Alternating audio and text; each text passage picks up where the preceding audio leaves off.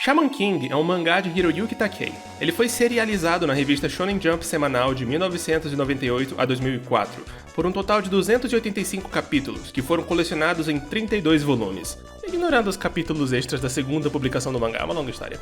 É meio inútil resumir a história aqui, quando eu vou passar vários futuros vídeos falando dela, mas pela formalidade, vamos lá! Shaman King narra a história de Yo Asakura, um jovem xamã, um guerreiro capaz de manusear espíritos, que luta em um torneio secular, conhecido como a Luta dos Xamãs, para se tornar o Rei Xamã, o emissário dos soberanos de todos os espíritos, ou Deus, por assim dizer.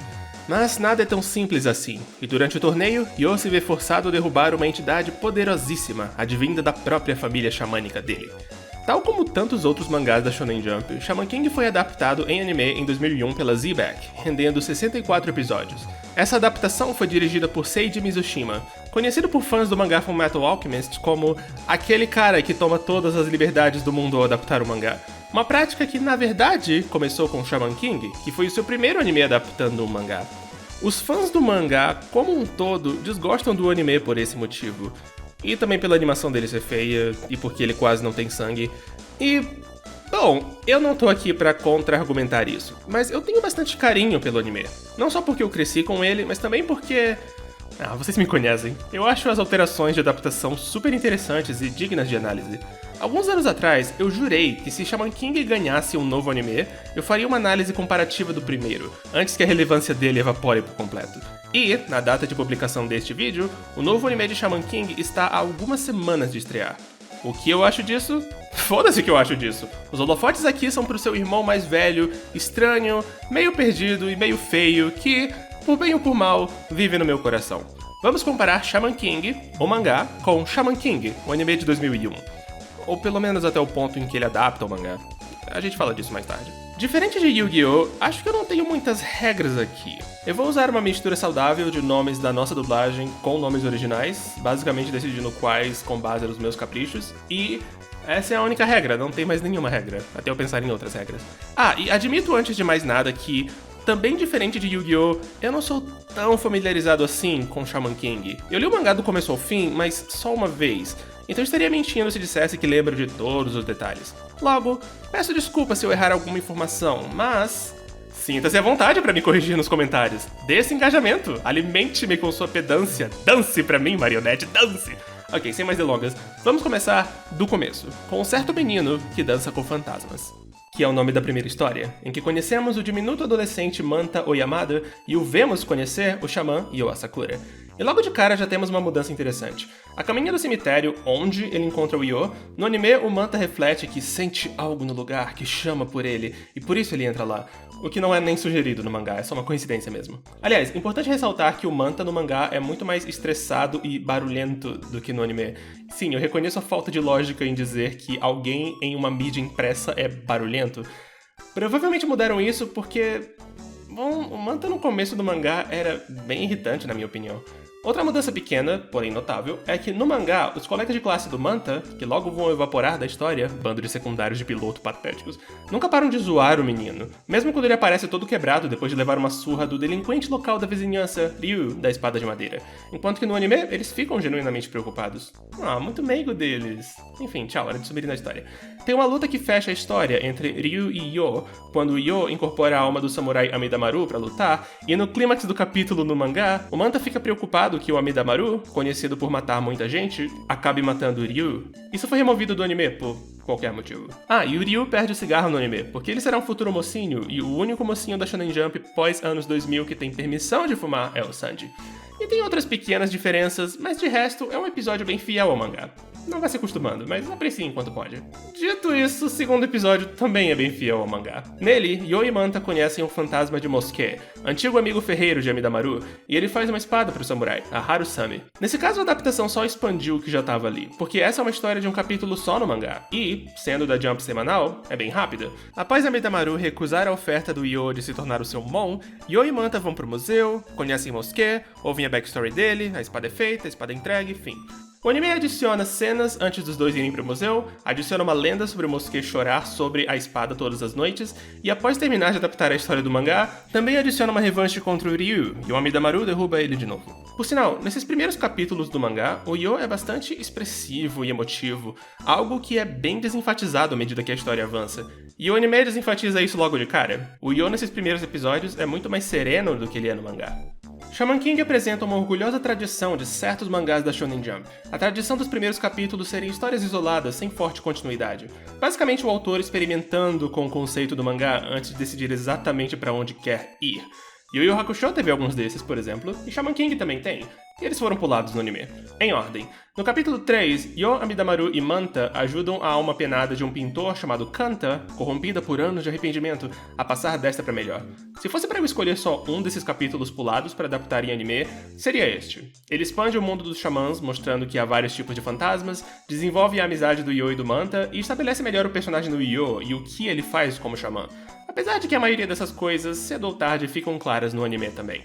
No capítulo 4, o trio encontra um adolescente ex-praticante de boxe frustrado e perdido na vida porque seu mestre, um boxeador chamado Gushi Kenji, morreu, e Yo encarna o tal boxeador para resolver as coisas entre os dois. É um capítulo divertidinho, mas nada muito essencial. Basicamente uma versão beta do que o mangá vai fazer com o Lee Pailong. Ah, e o tal adolescente bate no Ryu, marcando a segunda aparição do dito cujo no mangá. E por fim, no capítulo 5, Yo entra em um prédio em chamas para salvar umas crianças e o Amidamaru ajuda ele a não morrer fazendo isso.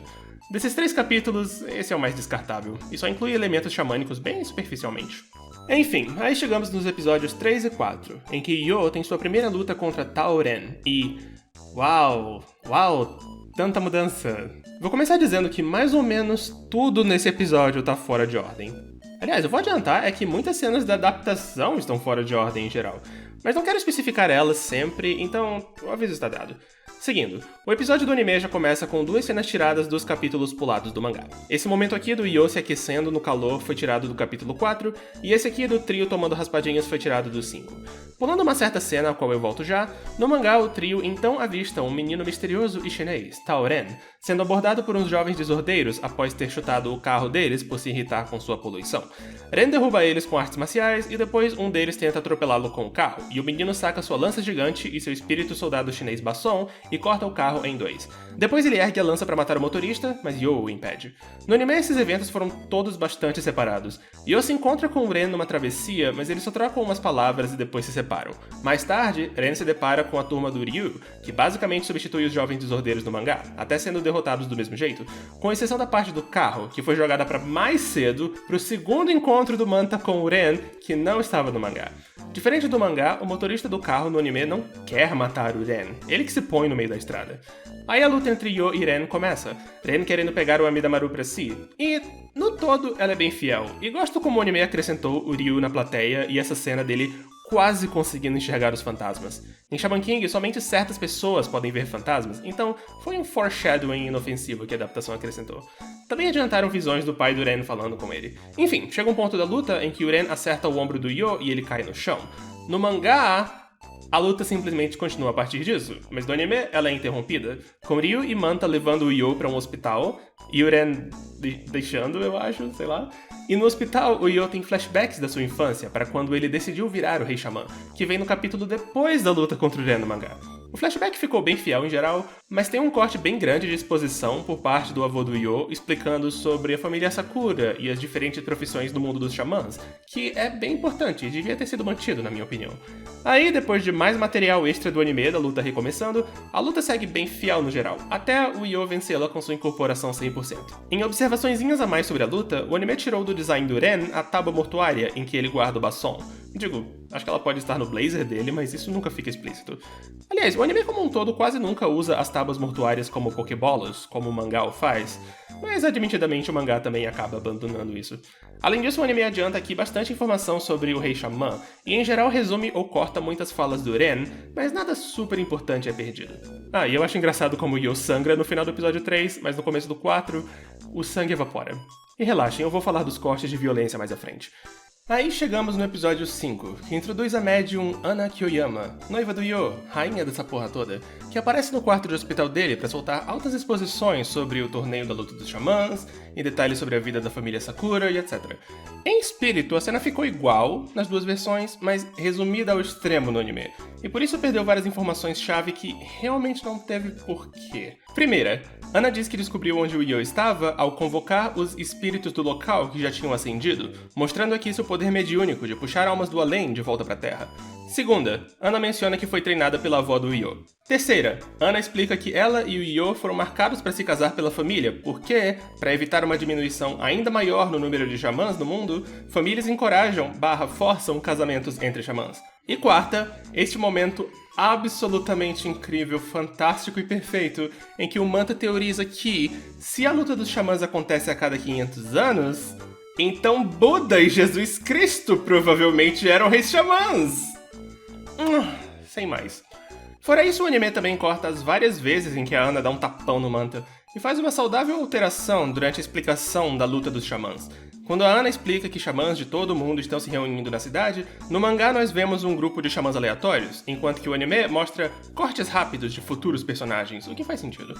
Deixando o hospital, Yo começa o seu duro treinamento, e ele nos leva a uma pequena alteração que eu acho bem interessante. Tem essa parte do mangá em que o Yo explica que, apesar de odiar o treinamento, ele precisa continuar com ele para ser um parceiro melhor para Midamaru e realizar seus sonhos, até que a cena é quebrada quando o Manta deduz que ele só tá repetindo as coisas que a Ana disse pra ele, não tá falando do coração. Sabe, uma piada. No anime, esse diálogo também está presente, mas é 100% sério, e a maior parte dele é dado pro Manta. Boa parte do resto do episódio é filler. O treinamento não é mostrado no mangá, mas no anime é, junto com mais momentos do dia a dia com a Ana no pedaço. Daí cortamos pro Ren, que, saindo de um banho, o que é um fanservice bem estranho, considerando a idade dele e o traço do anime, mas enfim, conversa com sua irmã Jun, que acaba de chegar na cidade. No mangá, o encontro se dá em um restaurante chinês abandonado, que o Ren compra para servir como sua base de operações. Sério, a família Tal adora gritar pra todo mundo que ela é da China. É muito divertido.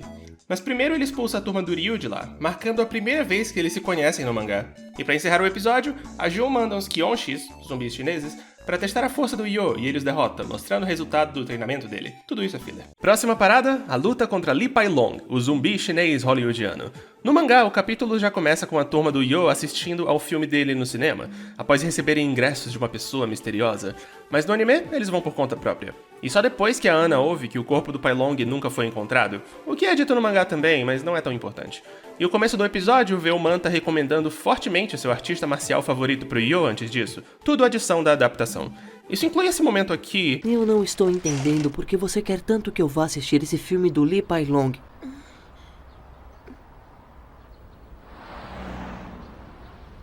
Yo, Hã? eu queria muito que você soubesse do que eu gosto.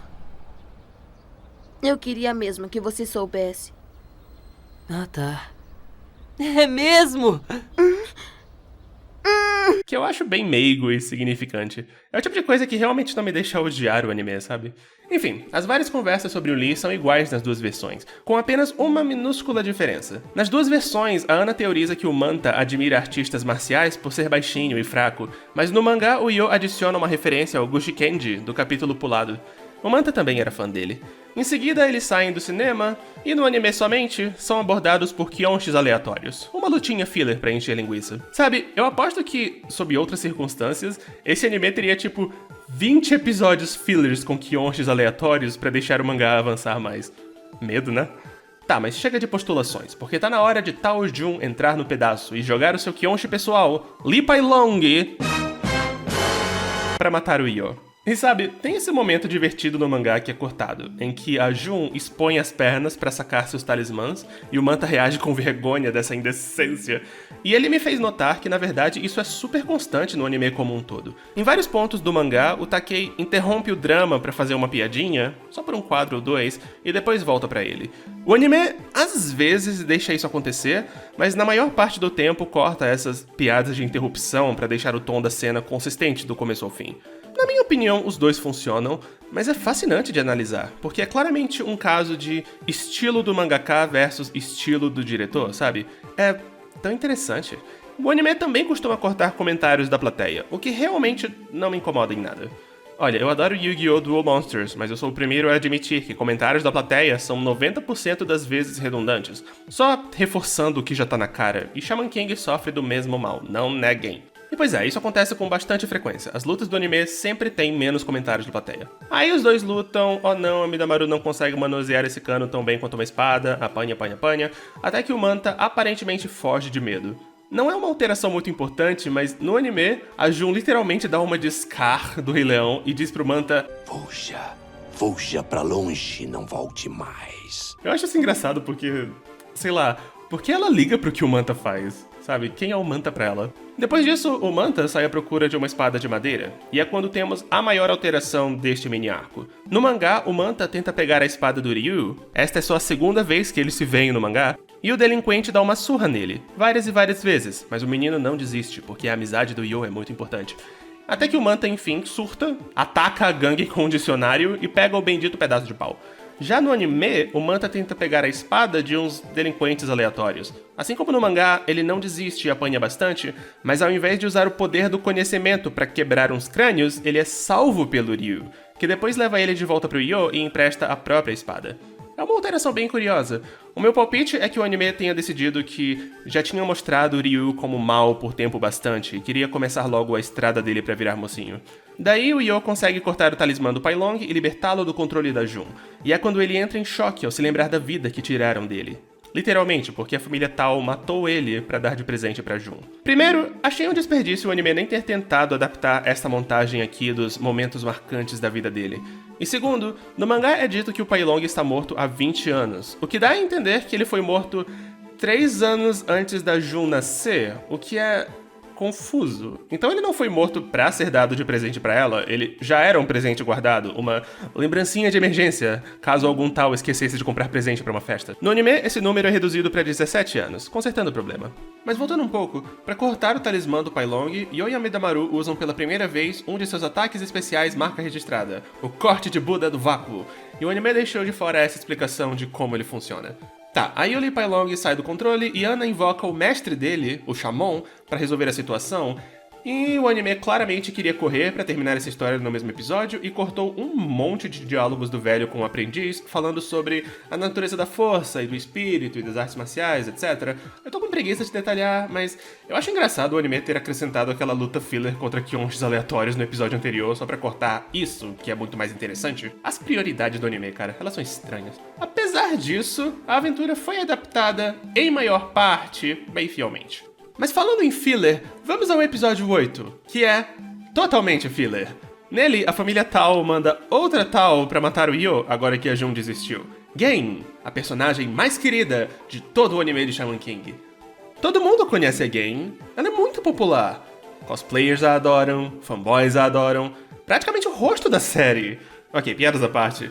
Credo, até o Alien é mais memorável. Eu literalmente tinha esquecido completamente dela até fazer essa comparação. E eu não entendo muito bem a parceira dela. É uma ninja, mas claramente não é um fantasma. Mas não parece ser um Kyonshi. Mas tem que ser um Kyonshi, porque Oversouls não foram introduzidos ainda. E ela não tem a aura de Oversoul. E... sei lá, cara. Ah, já sei. Vai ver, ela é uma ninja de verdade, mas que finge ser um fantasma. Talvez a Gen nem seja uma xamã, só uma poser, uma xamã poser. É uma explicação perfeita. Afinal, que tipo de tal ia andar por aí com uma ninja japonesa? Fala sério, né? Mas o episódio como um todo é só filler ruim. A única coisa relativamente não filler dele é que o Ryu, por admiração ao xamanismo do Yo, vira cozinheiro / empregado da família Sakura com aspirações de se tornar um xamã, o que só acontece um pouco depois no mangá e sob circunstâncias bem diferentes. Aliás, isso que o anime fez de adiantar o Ryu ficando amiguinho do Yo e da sua turma vai causar problemas no próximo arco, mas chegamos já nele. O episódio 9 é uma escolha de adaptação bem interessante. Nele, Yo se torna amigo de um xamã vindo de Hokkaido, chamado Horohoro, um Ainu.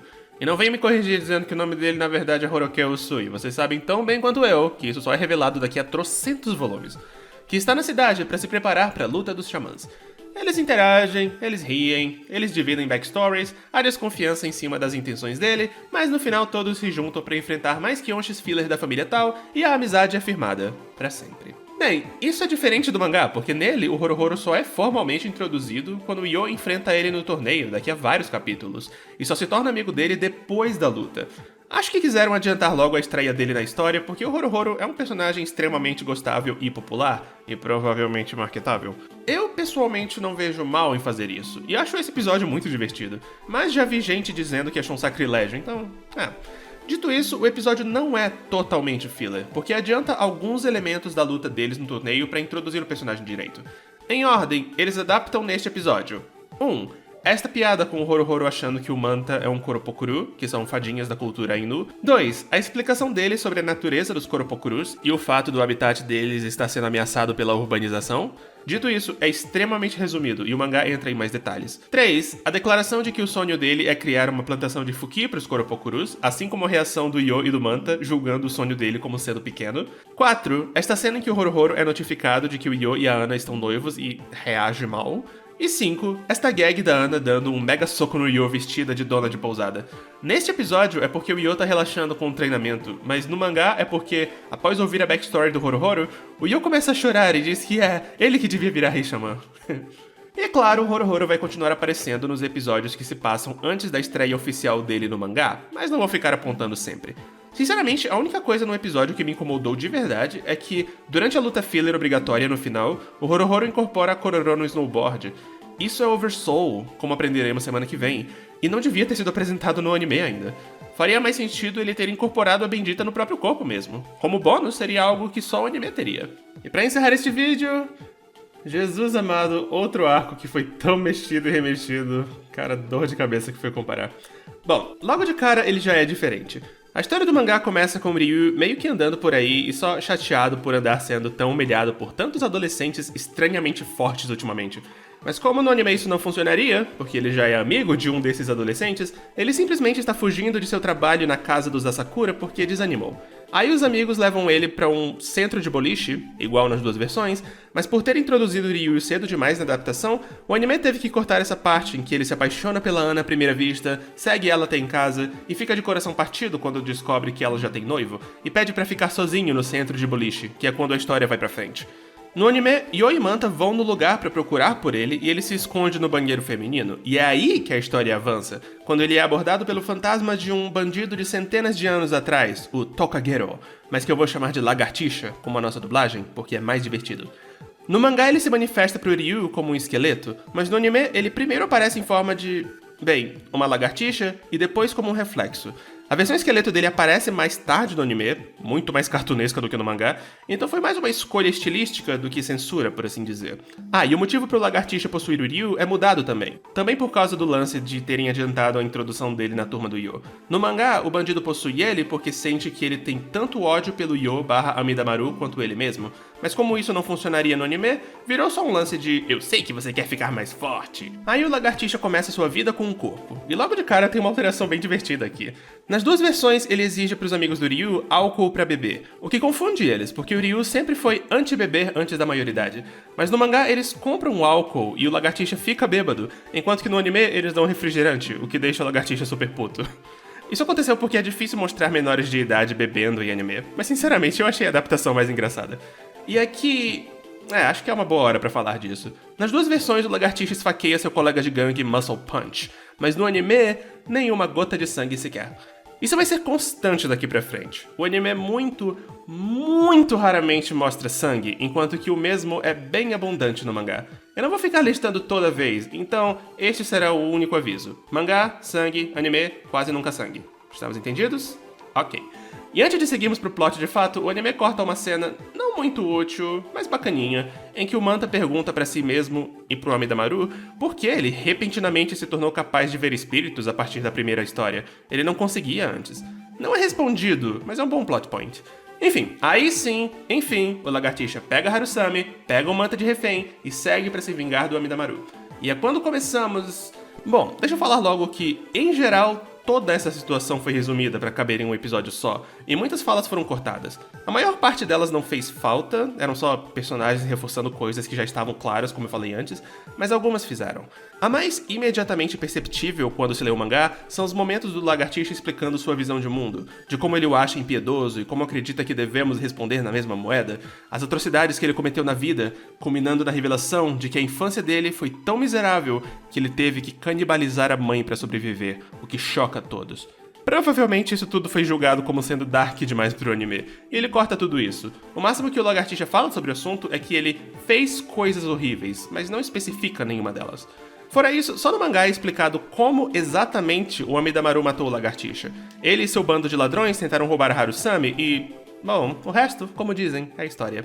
Em termos de outras alterações, durante o flashback para a criação da Harusame, que ficou extremamente fiel na adaptação, palavra por palavra, quadro por quadro, o anime não mostra que os pais do Mosuke aparentemente foram mortos pelo Lagartixa.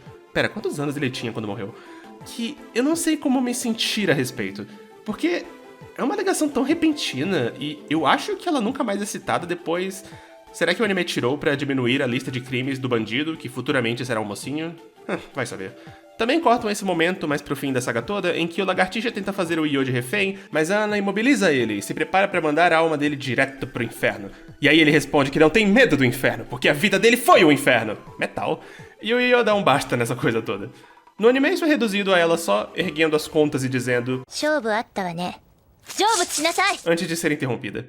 Seguindo isso, no mangá, o Io explicitamente diz que quer salvar a alma do Lagartixa porque é o trabalho dele, como xamã, e acredita que querer receber confiança e amizade é a verdadeira mágoa que prende ele ao mundo dos vivos. No anime, ele só diz: eu quero ser seu amigo, você quer ser meu amigo? E todos começam a fazer discursos sobre como a amizade é importante, como liberta a gente da escuridão e... uau! Olha que essa moda piegas, hein? E... essas foram as grandes mudanças, mas tiveram várias mudanças menores. A lista de diferenças desse mini arco é longa, mas ainda segue as mesmas batidas da história e o resultado final dela é o mesmo. E pra todos os propósitos, eu adorei esse momento aqui no anime em que, logo após a Harusame ser quebrada, chove por alguns minutos. Pra contexto, Harusame significa chuva de primavera. Mas no todo, uma adaptação. No episódio seguinte, a derrota / redenção do Lagartixa, o Ryu tenta mostrar sua gratidão pra todos por terem salvo ele e se desculpar por quebrar a Harusame cuidando da casa dos Asakura. E aqui aprendemos que a experiência deu a ele poderes xamânicos. Por sinal, no mangá, essa é a primeira vez que ele mostra esse lado mais bonzinho pra Ryo e os demais. E também, por sinal, é a primeira vez que ele trabalha pra eles no mangá. A sequência de eventos é um pouco diferente nas duas versões, mas o resultado é o mesmo. A mudança de verdade começa logo depois. No mangá, ele chama todos os seus amigos de gangue pra ajudarem com os afazeres da casa, e todos ficam felizes de terem achado um lugar legal pra ficar, um possível best place. Esse é o lance do Ryu, ele e os amigos querem achar um lugar onde possam ser felizes, o best place. No anime, isso foi mudado para os amigos ficando com pena do Ryu por ter que trabalhar tanto e tentando animá-lo, criando um harém pra ele, e falhando miseravelmente. Sabe, humor e piadas. Não humor e piadas muito bons, até incluem altas piadas de peido, mas ainda assim, humor e piadas. O único momento verdadeiramente fiel ao mangá nesse episódio é quando a Ana chama o Mosuke pra consertar a Harusame de novo, que é quadro por quadro idêntico nas duas versões, com a única diferença sendo o pós isso. No mangá, depois do concerto, o Io fica com a Harusame pra sempre. Apesar dela ser propriedade de um museu, o Lagartixa roubou ela de lá. Digo, são os donos da espada que estão com ela agora, mas... sei lá, não deixa de ser engraçado. Nossos heróis, ladrões de museu. O anime escolhe evitar essa confusão, acrescentando que, além de consertar a Harusame, o Mosuke também forjou uma Harusame espiritual, que é a que o Io usa daqui pra frente, com a verdadeira sendo devolvida pro museu. Eu acho isso super criativo, mas meio contraditório. Não era pro Io saber ainda que poder espiritual pode criar matéria, ainda mais permanentemente. Bom, melhor não pensar muito nisso.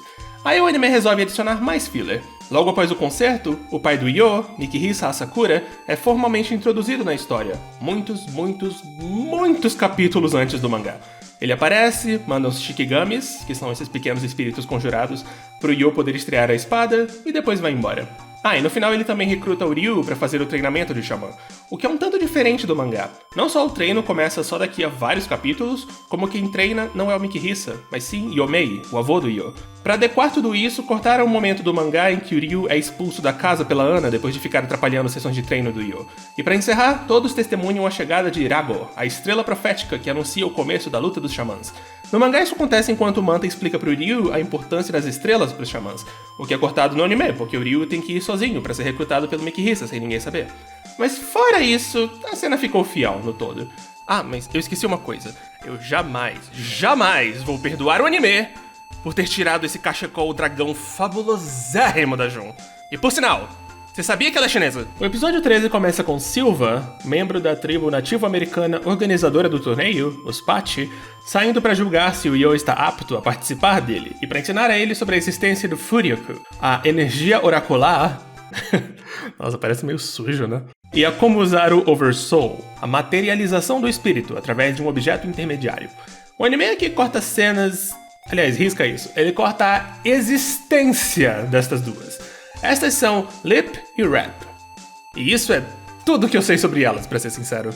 Elas acompanham a Goldva, a líder dos Pachi, e juntas elas assistem às lutas e... meio que é isso. Suponho que o staff do anime tenha julgado elas como sendo inúteis e por isso apagou elas, e eu não os culpo. Mas imagino que isso tenha chateado alguém, porque apesar delas não fazerem basicamente nada, elas conseguiram boas posições em uma pesquisa de popularidade dos personagens do mangá. Enfim, o episódio. O começo dele é totalmente diferente nas duas versões. No mangá, Yo e Manta, após um dia de treino / aula com a Ana, saem pela cidade e nela encontram o Silva, vendendo bugigangas nativo-americanas na rua. Nenhuma venda é efetuada, mas o Silva fica satisfeito ao ver o poder do Yo, a quem foi delegado para supervisionar durante o torneio. Mais tarde, Yo vai no cemitério para ter uma DR com o Amidamaru e é quando Silva o aborda, começando a luta teste. No anime, Yo e os amigos estão na rua conversando sobre prospectos do torneio quando Silva aparece voando e manda o Yo esperar por ele na noite em que as estrelas chamarem. E após umas cenas filler não muito interessantes, o Yo vai pra lá e a luta começa.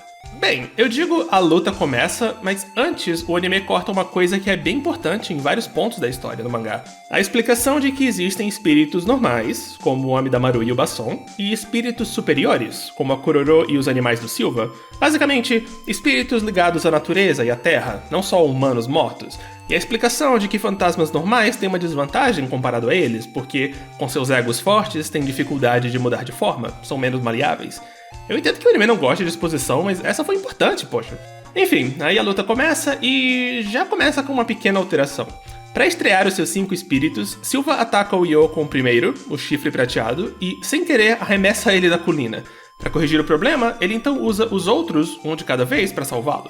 No anime, ele não arremessa o Yo da colina com o primeiro ataque, e os outros espíritos são usados só para ataque e defesa mesmo. O que é uma pena, o mangá é bem mais criativo no uso deles.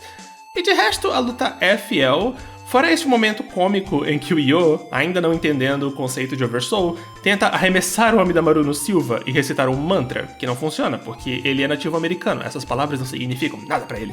Mas fora da luta, grandes alterações ainda acontecem. No mangá, a Ana não sabe onde o Yo está, e fica achando que ele tá traindo ela, enquanto que no anime, ela sabe, e só espera paciente.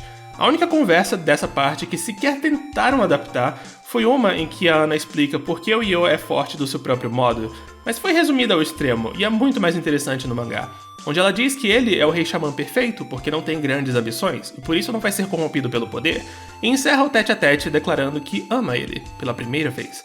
Forte item da lista do não devia ser cortado. E pra fechar a luta entre os dois, uma mudancinha que eu achei bem engraçada.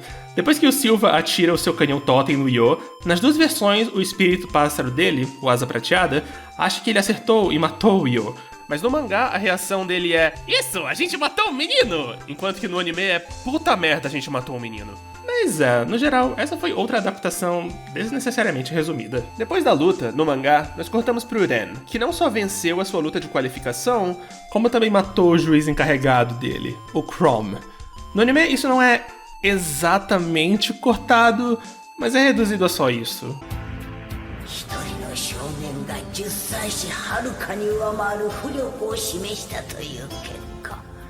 E depois disso, a adaptação fica sem mencionar esse cara por literais dezenas de episódios, só voltando a ele quase no final da série, quando todo mundo já esqueceu dele.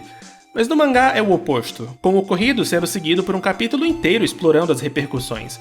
Vários juízes de Tóquio se reúnem e ficam chocados com o que aconteceu, especialmente o Silva, que era o melhor amigo do Chrome. Silva fica enojado de pensar que o Ren poderia ser rei xamã e questiona como que o grande espírito não impediu isso, mas Goldva aparece e explica que o grande espírito pode até ser onipresente e onisciente, mas ele não pode mudar o futuro ou prever o que acontece no futuro. Que ele escreve certo por linhas tortas, por assim dizer, e que tecnicamente o Ren não quebrou nenhuma regra, então o jeito é aceitar. A morte do Chrome é citada várias outras vezes no decorrer da série, e resulta na introdução de um antagonista mais à frente. Minha teoria é que o anime colocou esse flash da morte dele justamente para caso eles precisassem revisitá-la. Caso não precisassem, eles poderiam ignorá-la sem grandes perdas. E pra fechar essa parte, o mangá inclui os momentos de comédia da Ana não acreditando que o Yo estava sendo testado e achando que estava sendo traída. Sinceramente, eu fico feliz que tiraram. A Ana fica parecendo uma completa idiota aqui. E nada a ver com nada, mas eu acho tão divertido que toda vez que o Chrome é mencionado, os personagens também incluem o descritivo Chrome, que amava música e dança acima de tudo. Imagino que seja exposto desse jeito como uma coisa cultural dos patches, mas é engraçado. Depois da terceira vez eu fiquei tipo, ele devia ser um puta dançarino. Enfim, aí chegamos no dia da primeira luta, Yo vs Horohoro. Como eu já disse, no mangá é nessa luta que eles se conhecem, então todos os momentos pré-luta do anime são exclusivos dele, e todas as coisas que foram adiantadas pro episódio 9 foram cortadas aqui. Ele também se aproveita desses momentos exclusivos para adiantar a introdução da Pirika, a irmã mais nova do Horohoro, que só aparece pós-luta no mangá. Ela não faz nada de muito interessante antes da luta. Na ida pra luta, o Yo usa sua roupa especial de luta que a Ana fez, e o anime deixa de fora a revelação de que foi a avó do Yo quem mandou o material e ensinou a fazê-la. Sério, já é a segunda vez que o anime deixa a Kino de fora, o que ele tem contra ela? Também adicionaram o Silva e o Kalim, o juiz encarregado do Horohoro, assistindo e comentando a luta. No mangá, só o Silva assiste, e só vemos o Kalim afastando policiais do local. Aí a luta começa. A única alteração notável nela é que todo o diálogo do Horohoro, naturalmente, teve que ser reescrito para ficar menos antagônico no anime. Nele, é uma luta entre amigos, não entre desconhecidos. E, bem, fora este momento em que o Yo dá um corte-tapa no Horohoro, a luta ficou super fiel. Bom trabalho, anime. Mas no outro extremo, temos a segunda preliminar do Yo, a luta contra o necromante Fausto VIII. Eu seriamente tinha esquecido o quanto tinham mexido nela na adaptação. Segura aí, que isso vai ser longo. O evento começa com Silva e Kalim vendendo suas bugigangas nativo-americanas na rua. Essa cena foi totalmente reescrita no anime, mas serve o mesmo propósito. Kalim avisando pro Silva que o Fausto é perigoso. Depois do Horohoro ser arrastado pela Pirika para treinar mais, e o Yo e o Manta teriam uma conversa sobre os sonhos dos perdedores, que ficaram fiéis o bastante na adaptação, nossa turma vai pro cemitério de Yokohama pra luta. No mangá eles aproveitam e tem um alegre piquenique lá, mas no anime eles só ficam sentados na chuva esperando. Deixaram de fora também o Manta falando sobre a importância das cruzes pro cristianismo e sobre como muitos estrangeiros estão enterrados nesse cemitério, o que dá nojinho nele, porque estrangeiros não cremam os mortos. Daí o Silva puxa a Ana pra conversar, um processo meio diferente nas duas versões, mas releve, e essa conversa foi toda retalhada. No mangá, o Silva começa descrevendo o Fausto como alguém que, em adição a matar o adversário na luta anterior, tem um histórico de muitas mortes. Basicamente, é um assassino em série. O anime troca isso por ele ser descontrolado e não parar de atacar, mesmo depois de já ter vencido o inimigo. Também são cortadas explicações sobre a escolha da arena e outra declaração da Ana de que ama o Yo. Sério, anime 2 já deixa a menina amar. E a atitude da Ana também foi alterada. No mangá, ela tá revoltada pela desvantagem que o Yo está, mas no anime, ela está fria e calma, como sempre. Isso é uma constante também nesses primeiros episódios. A Ana no anime é mais fria do que no mangá. Voltando ao Yo, Fausto enfim chega e no mangá ele vem acompanhado de um cachorro feito de ossos, o Frankenstein, que é removido por completo no anime. Uma enorme pena, eu gosto dele. Como consequência disso, também foi tirada parte da luta em que a Elisa usa ele como lança, com a adaptação trocando essa lança pela típica... arma dela. Como um todo, o Fausto do anime é mais instável que no mangá. No mangá, ele só perde o controle no fim da luta, depois que o Yo chama a Elisa de boneca, mas no anime, ele surta assim que o Manta diz que é impossível ressuscitar os mortos, antes da luta sequer começar. Fora isso, o diálogo dele foi todo simplificado. No mangá, ele faz constantes referências a remédios e técnicas de medicina que ficaram quase totalmente de fora do anime. As ameaças de morte dele também ficaram bem mais escassas. Algumas outras pequenas alterações depois, acontece a grande mudança da luta. A alteração que todo mundo nota assim que lê o mangá ou ver o anime, depende de qual você pegou primeiro. No mangá, Fausto, pra provocar o Yo, pega um bisturi e abre o corpo do Manta, deixando os órgãos dele expostos por toda a luta. Isso, obviamente, foi gráfico demais pro anime, que trocou isso por uma habilidade xamânica do Fausto de poder inserir as mãos no corpo do Manta sem ter que rasgar a pele. Tipo a lince negra dos X-Men fazendo uma operação. Naturalmente, isso levou a várias alterações de script. Por exemplo, só no mangá tem o elemento do Manta perder muito sangue, enquanto que só no anime a configuração exige que o Fausto fique sempre perto do Manta, alterando várias fases da luta. Minha opinião sobre essa alteração é a mesma de quando o veneno da Thea foi trocado por um container em cima da cabeça dela em Yu-Gi-Oh! Não me incomoda tanto porque, sinceramente, os dois funcionam no contexto da série. Aliás, eu até achei a solução do anime bem criativa, mas não deixa de ser uma alteração causada por conteúdo que enfraquece a potência da cena, então, eila. Mas sabe, eu adoro como, apesar disso ter sido feito pra deixar a cena mais leve, o anime foi e crucificou o Manta. Ai, Japão... Outro corte relacionado à violência médica do Fausto se dá quando o Yo acerta nele um golpe que faz ele quebrar a perna, e o médico maluquinho vai e abre a própria perna com um bisturi e troca o osso por um dos vários ossos que o cercam. Ele não sente dor porque tá anestesiado com morfina. Ah, isso tudo ficou de fora do anime. Essa luta tem mais cortes que a barriga do Manta. Mas aí você pergunta, credo, teve alguma coisa que ficou fiel nessa maldita luta? Bem, sim, na verdade. A backstory do Fausto ficou exatamente igual, com a única alteração sendo essa maquiada desse hexagrama. Também igual ficou a expansão do passado do Yo e seu histórico com a solidão. Mas o anime deixou cair a peteca ao cortar uma reflexão do Manta após ouvi-la, postulando que talvez o sonho do Yo não seja só viver uma vida tranquila, mas criar um mundo em que ninguém precise ficar sozinho. Outro corte. Após ouvir a backstory do Fausto, cortaram um momento bem legal em que o Yo insulta ele por não ter conseguido aceitar a morte. Porque isso é tipo... meio que um requisito da profissão de xamã, sabe? E pra fechar a luta, no mangá, antes de perder, o Yo reúne toda a energia oracular que lhe resta e corta as pernas da Elisa. E é isso que é a gota d'água pro Fausto que faz ele tentar esmagar o Yo com um esqueleto gigante. E por sinal, mais à frente, o Fausto dá as próprias pernas pra Elisa e fica confinado a uma cadeira de rodas por um bom tempo. Tudo isso fica de fora do anime. No anime, o Yo só perde o Oversoul naturalmente, não tem um gatilho pro Fausto invocar o esqueleto gigante. Em uma última nota, não é tanto uma omissão de conteúdo tanto quanto uma falha da animação. Nas duas versões, o Yo desperdiça energia oracular demais com os esqueletos e o Oversoul dele diminui, mas o anime faz um péssimo trabalho em ilustrar isso. Os ataques do Yo, antes da energia dele acabar, não parecem gastar muita energia. Isso é bem diferente do mangá, em que os ataques dele são muito mais exagerados e claramente desperdiçantes.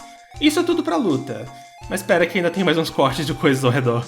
Especificamente, esta cena do Silva refletindo que há algo de peculiar no Yo que atrai ele, o que é um foreshadowing, e esta cena da Ana refletindo que o Yo está ficando mais forte e logo não precisará mais dela. Bem, Yo perdeu e o Manta quase morreu, o que quer dizer que está na hora de drama pesado entre os dois. Hora do Yo fingir raiva pelo melhor amigo, para tentar afastá-lo do perigo. Pelo menos esse é o caso no anime, porque ele corta tipo um capítulo quase inteiro que acontece antes disso, que mostra a introdução da família do Manta. Sim, ele tem família no mangá, e altos traumas familiares para acompanhar. Aqui ele é recebido pelo pai ao acordar no hospital, o presidente de uma mega empresa de eletrônicos, que fez pesquisa sobre o passado do Yo e manda o filho parar de andar por aí com macumbeiros e aceitar ir estudar nos Estados Unidos, onde as escolas são piores e o cenário econômico é tão desesperador quanto. É só depois disso que a triste rejeição do Manta acontece, e no mangá ele inclusive comenta que dói ainda mais porque ele literalmente tinha acabado de falar pro pai que a amizade do Yo era mais importante que o futuro profissional na empresa da família. Arrasado, ele decide aceitar a proposta dos pais e até vai no aeroporto para transferência imediata, porque as coisas se movem super rápido nesse mangá, mas desiste na última hora e vai atrás do Yo. Tudo isso fica de fora do anime, em que o Manta é rejeitado pelo Yo e depois tem um triste dia normal na escola sem um amigão. Se o anime realmente tivesse, sei lá, corrido por 200 episódios e adaptado todo o resto do mangá, isso poderia causar problemas, porque esse subplot do pai do Manta tem uma resolução lá pro final da luta dos xamãs. E em todo caso eu não queria que tivessem cortado mesmo assim. É desenvolvimento de personagem pro Manta, e isso é uma coisa que eu sempre apoio. Ah, e antes que eu esqueça, o anime também deixa de fora um flashback mostrando o que aconteceu depois que o Ren salvou o Yo. Nada de muito importante, só um anúncio de que o oráculo marcou que eles vão se enfrentar dentro de 3 meses. Enfim, depois de sair do aeroporto, no mangá, o Manta se encontra com o Ryu, que acabou de se formar no ensino médio e estava de partida para os Estados Unidos para virar um sushi man, mas ao ver o Manta todo desanimado, decide ficar e ajudar ele com seu drama.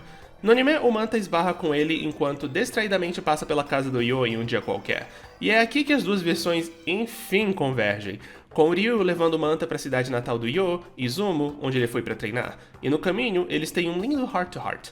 Basicamente, o Manta expressa que se sente preocupado de ter usado o Yo para fugir das suas próprias preocupações, de ir para casa dos Asakuras para não ter que pensar na própria vida, porque, diferente do Yo ou do Ryu, ele não tem um sonho próprio.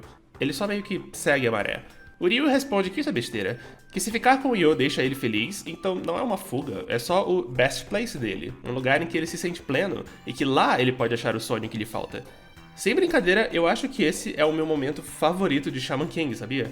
Sei que é uma escolha meio estranha, mas sei lá, ele realmente falou comigo. Ele ocupa espaço no meu cérebro, sem pagar aluguel. Adoro. E eu fico feliz dele ter sido mantido no anime, mas o peso dele não foi. Porque ao retirar a família do Manta e o sonho do Ryu de virar Sushi-Man, meio que ficou vazio. Tipo, o Manta do anime tá fugindo de quê, exatamente? Pois é. Além disso, boa parte do diálogo foi removida justamente porque era sobre a situação familiar do Manta. Seguindo, o anime aparentemente tem uma obrigação contratual de ter uma luta por episódio, então, do nada, duas xamãs filler aparecem e atacam o Ryu, que extraía seus poderes de xamã aqui pra gente. Elas são duas do quinteto Lily Five, personagens filler que vão ganhar bastante proeminência na próxima fase da história. Eu não odeio elas, pelo menos não muito, mas quando elas interrompem momentos do mangá só pra forçar conflito, como nesse episódio, aí eu odeio elas. E o anime deixa de fora a informação de que o Ryu comprou essa moto pra acompanhar sua nova vida nos States, e ele parcelou ela pra ser paga no decorrer de 69 anos. Nice. Mas voltemos ao Yo, que segue rumo a Izumo pro seu treinamento. No mangá ele chega lá depois de um corte de cena. Uma hora ele está em Tóquio, na outra já foi pra Izumo. O anime acrescenta uma pequena montagem da viagem em si, e eu gosto bastante dela, é bem atmosférica. E também adiciona o avô do Yo, Yomei, atacando o neto com shikigamis pra testá-lo quando ele chega lá. É quando eles enfim falam sobre o famigerado treinamento, e o anime mudou a explicação inteira dele. No mangá, o Yomei explica que, para ficar mais forte rápido, o Yo precisa morrer, porque a energia oracular é nata de cada pessoa, e o único jeito de aumentá-la é morrendo e desmorrendo. Claro que não é realmente morte, porque ressuscitar alguém dos mortos fácil assim seria ridículo, mas sim uma caverna, a caverna de Yomi, que simula a sensação de se estar morto. O anime não explica isso desse jeito. Nele, o Yomei só diz que é um treinamento que vai fazer o Yo querer morrer, e não fala muito sobre energia oracular em geral. O anime deixa claro que a caverna simula a morte mais tarde, mas sempre evita falar com as mesmas palavras que o mangá por algum motivo. E quando o Yo enfim entra na tal caverna, a declaração final dele pros amigos foi trocada. No anime, ele promete que vai voltar e que todos vão se ver de novo, mas no mangá ele diz que, bem, se ele morrer, é porque não poderia realizar o sonho dele, então dá na mesma.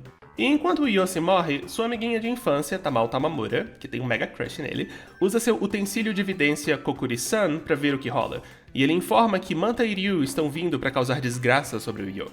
O anime remove um aspecto da personagem em que ela é tão tímida que ela usa o Kokuri-san pra se comunicar com pessoas com quem não se sente super confortável, que o mangá usa só quando dá vontade, então francamente não faz muita falta.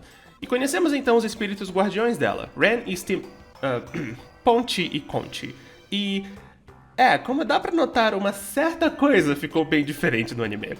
Então, no folclore japonês, tanukis, que são esses parentes do texugo, são conhecidos por terem enormes bolotinhas. É por isso que eles as têm no filme Pompoko, do estúdio Ghibli, e por isso o Ponchi os tem aqui.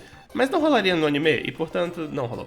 Isso altera algumas coisas já, mas calma. Primeiro, vamos cortar pro Horohoro vencendo sua terceira luta, uma coisa exclusiva do anime. Que design chama esse? E em outro momento, o anime também adiciona o Ryu vencendo sua terceira luta. Que design de xamã é esse? Tá, e agora vamos ver o Manta e o Ryu chegando na cidade. No anime, eles decidem vasculhar templos locais pra descobrir onde os Asakuras moram, e é no primeiro deles que são abordados pela Tamao. No mangá, ela aborda eles no instante em que eles chegam. O embate entre eles é mais ou menos o mesmo nas duas versões, e nele vemos a primeira alteração oval do Ponchi. No mangá, ele estrangula o Manta com o saco. Sério, o que eu tô fazendo na minha vida? Mas no anime, ele só usa cauda. Também cortaram o Conchi mijando no Manta. Shaman King é um mangá muito maduro. Em seguida, Tamao saca seu próprio Oversoul pra matar o Manta, e o anime corta essa explicação de que o design foférrimo dele é porque o Kokuri-san é muito associado a romance, sabe? Traz de volta a pessoa amada e tal. Então, coração. Aí a Ana chega e dá um basta nessa história toda. E no mangá, esmaga as bolotas do Tanuki, amenizado pra só pisar na cabeça dele no anime. No mangá, ela explica que o Yo mandou ela e o Amidamaru esperarem pelo Manta caso ele viesse, mas no anime parece ser só coincidência mesmo. Outro momento cortado foi este, em que a Ana deixa claro que não se incomoda da Tamao gostar do Yo porque vê ela mais como uma tiete do que como uma rival amorosa. Em adição a isso, no anime como um todo, a Ana mostra mais ciúmes para com a Tamao do que no mangá. Não que nunca aconteça no mangá, mas é bem raro. O anime também condensa ao máximo o período de espera antes do Yo sair da caverna, cortando vários pequenos pedaços, em particular várias informações sobre como é a família Sakura, e a de que na enorme casa deles, atualmente só moram o avô e a mãe do Yo. E antes de irmos ver o Yo sair, também adicionaram uma cena do Mikihisa deixando o Ryu experimentar a caverna de Yomi e desistindo logo de cara. Uma cena de que eu gosto bastante, mas sacrificaria pra ter menos cortes no material canônico do mangá. Ok, agora vamos pra saída do Yo, que foi toda mudada. No mangá, ele simplesmente sai, explica como foi o processo de ficar nela por tanto tempo, e depois todos vão pra casa. Já no anime, ele é recebido por mais duas Lily Fives que tentam trancar ele no lugar, mas falham, e aí ele usa seu Oversoul evoluído pra dar cabo delas em um golpe só. E é tão... sei lá, já ficou claro que o anime sente a necessidade de ter uma luta por episódio, e tipo, ok, tá, regra de anime episódico, mas sabe o que é super idiota nisso? No mangá, depois que todos voltam pra casa, o Yo tem uma luta contra os Shikigamis do avô pra testar o novo Oversoul, que o anime cortou. Então a luta que o anime adicionou foi totalmente inútil. Enfim. Fora isso, o anime também muda a reunião do Yo e do Manta. No anime, eles ficam balbuciando, tentando achar palavras pra dizer, mas aí o estômago do Yo ronca e todos vão comer. Foi aquele pedido de desculpas que não precisou ser verbalizado. Eu prefiro como foi no mangá, em que o Yo pede desculpas, como um ser humano normal. E antes de botarmos um fim neste arco de treinamento e irmos pra luta contra o Ren, também preciso dizer que o anime deixou de fora essa parte do Ren e do Basson falando sobre o cavalo xamã dos Tao, que foi especificamente treinado para incorporar o espírito do cavalo fantasma do Basson, o que lhe dará uma enorme vantagem na luta. O cavalo ainda está no anime, mas essa explicação toda foi tirada, o que é uma pena porque eu a adoro. Mas antes de sairmos desse ponto, e só para não ser negativo demais com o anime querido da minha infância... O resultado foi muito mais do que eu esperava. Acha mesmo? Meus cumprimentos por tudo que você fez. Muito obrigado. Esta cena exclusiva dele foi bem fofinha. Enfim, agora sim é hora de irmos pra luta contra o Ren. Mas antes dela, temos mais momentos da sitcom contemporânea de Silva e Kalim. E a cena deles, mais uma vez, foi totalmente reescrita na adaptação. No mangá, a Goldva contata os dois para informar que, como o Chrome morreu, o Silva vai ter que ficar encarregado de supervisionar o Ren. O que é um golpe muito baixo do Grande Espírito, mas talvez seja uma forma dele de ensinar uma lição pro juiz sobre ser imparcial, vai saber. No anime, a conversa se resume a luta do Yo e do Ren tá chegando, vai ser show, uhul! É bem vazia. O anime também deixa de fora o síndico xenofóbico dos dois e um comentário sobre como o capitalismo estraga tudo, o que é uma pena, porque é verdade. E no mangá, a cena tem essa piada de que os dois estão morrendo de calor no verão japonês, enquanto que a Goldva está perfeitamente ventilada no local onde ela está, que foi convertida em uma piada dos dois estarem comendo migalhas para sobreviver enquanto a Goldva come filé mignon de café da manhã. Falando em cenas simplificadas, esta cena do Ren falando pro Basson sobre como discorda da filosofia da própria família foi reduzida a um simples "eu vou vencer, porque eu sou mais forte". E aí o anime adiciona mais umas cenas antes da luta, nada muito interessante, até que o Yo enfim segue pro cemitério Arena e as duas versões começam a sincronizar melhor. Após o encontro inicial, o anime deixa de fora este momento em que o Basson parte para atacar o Yo por desrespeitar o Ren, e o Amidamaru bloqueia o ataque, que, sinceramente, me deixa super confuso. O que o Basson esperava fazer aqui? Ele é um fantasma, ele só ia atravessar o Yo. Mas depois disso, a luta começa de verdade, e, em geral, ficou super fiel, do começo ao fim. Bom trabalho, anime. As alterações se deram mais nas coisas cercando a disputa. Nas duas versões, o Silva introduz a ideia de que energia oracular e a força dos espíritos são mesuráveis e quantificadas. Sim, este é o momento em que o mangá introduz a noção de poder de luta oracular, que eu odeio. Eu odeio tanto ódio. A diferença na adaptação é que o anime não mostra a função do oráculo de realmente mostrar números, adiando pra fazer isso só bem mais depois. E em geral, a explicação é bem mais detalhada no mangá. Fora isso, no mangá, durante a luta, começa a cerimônia de abertura da luta dos xamãs em um centro de convenções barato. E como a luta do Yo e do Ren é a última, todos os já qualificados estão assistindo ela juntos, incluindo o Horohoro, o Fausto e o Hao. Falamos dele depois.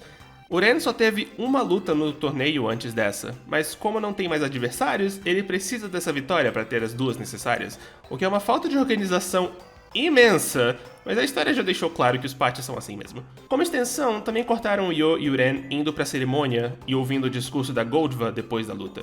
Enquanto isso, na China, a Jun tenta falar pro pai, Tao En, pra maneirar com a pressão em cima do Ren, deixar os garotos brincar e tal. O anime corta esta cena em que ele, com raiva, esmaga um panda. O que é uma pena, porque, poxa, é uma coisa tão relatable. Quando eu tô chateado, eu esmago um panda abraçando ele, sempre. E por sinal, sabia que a família Tao é chinesa? Nas duas versões, o En captura e aprisiona a Jun, mas só no anime nós de fato vemos ele fazendo isso e o Pai Long tentando defendê-la. E após toda a lutaria shonen, nossa turma se reúne para um jantar de comemoração. No anime, porque no mangá é um almoço e é só no dia seguinte. Algumas coisas desse jantar/almoço ficaram iguais, mas em maior parte ele foi refeito no anime.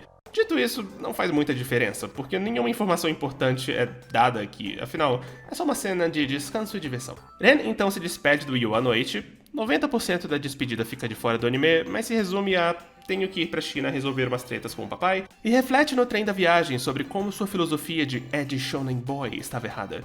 O mangá é mais detalhado, e inclui essa cena dele sendo legal com essa família, e o anime estrategicamente deixa de fora uma reflexão do Ren sobre, sabe, sentir o peso das várias pessoas que ele matou antes deste momento.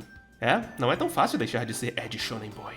Ren enfim chega em casa, e é recepcionado por um exército de Kyonshis e por seu querido pai, que dá umas palmadas nele por ser muito rebelde. Isso ficou igual nas duas versões, com apenas duas diferenças. A primeira é que só no mangá o En deixa claro que matou várias pessoas bem recentemente para fazer esse exército de Kyonshis de recepção, e a segunda é que no anime ele joga Lee Pai Long, que sofreu lavagem cerebral e está sendo controlado por ele, para impedir o Ren. No mangá isso não acontece porque ele despedaçou o Lee Pai Long e exibe os pedaços fatiados dele pro filho. Ele também exibe a Jun acorrentada no mangá. No anime ela é só segurada, acho que julgaram que correntes já era demais. Aí, após um capítulo do mangá sobre o qual a gente fala já, o Basson é despachado pelo Ren, algo que só vemos no anime, e vai até o Japão para pedir pela ajuda de Yo e os amigos. No anime, a Ana meio que proíbe a missão de resgate, o que incentiva Yo e os demais a saírem no meio da noite escondidos, e é aqui que o anime decide adaptar o capítulo que eu mencionei ainda agora. No mangá, antes do Basson chegar, o Yo sai para fazer supermercado com a Tamal quando os dois são abordados por um carro de funerária, e de dentro dele sai a banda Buzz, composta por Zen e Ryo, dois xamãs monges roqueiros. Essa foi uma frase que eu acabei de dizer. Eles são servos de um xamã chamado Hao. Fique ligado para mais informações sobre ele logo. E estão aqui para matar o Yo, se possível. No anime, eles aparecem sem o carro pra turma do Yo durante sua ida pra China com o mesmo objetivo. E antes disso, o anime também mostra eles chegando em Tóquio e acendendo os espíritos no cemitério da colina Fumbari. Porque esse é o lance deles, eles podem usar mantras cantados para levar espíritos pro Nirvana. O que nos leva à luta em questão. Ela segue as mesmas batidas, mas tem um monte de pequenas alterações.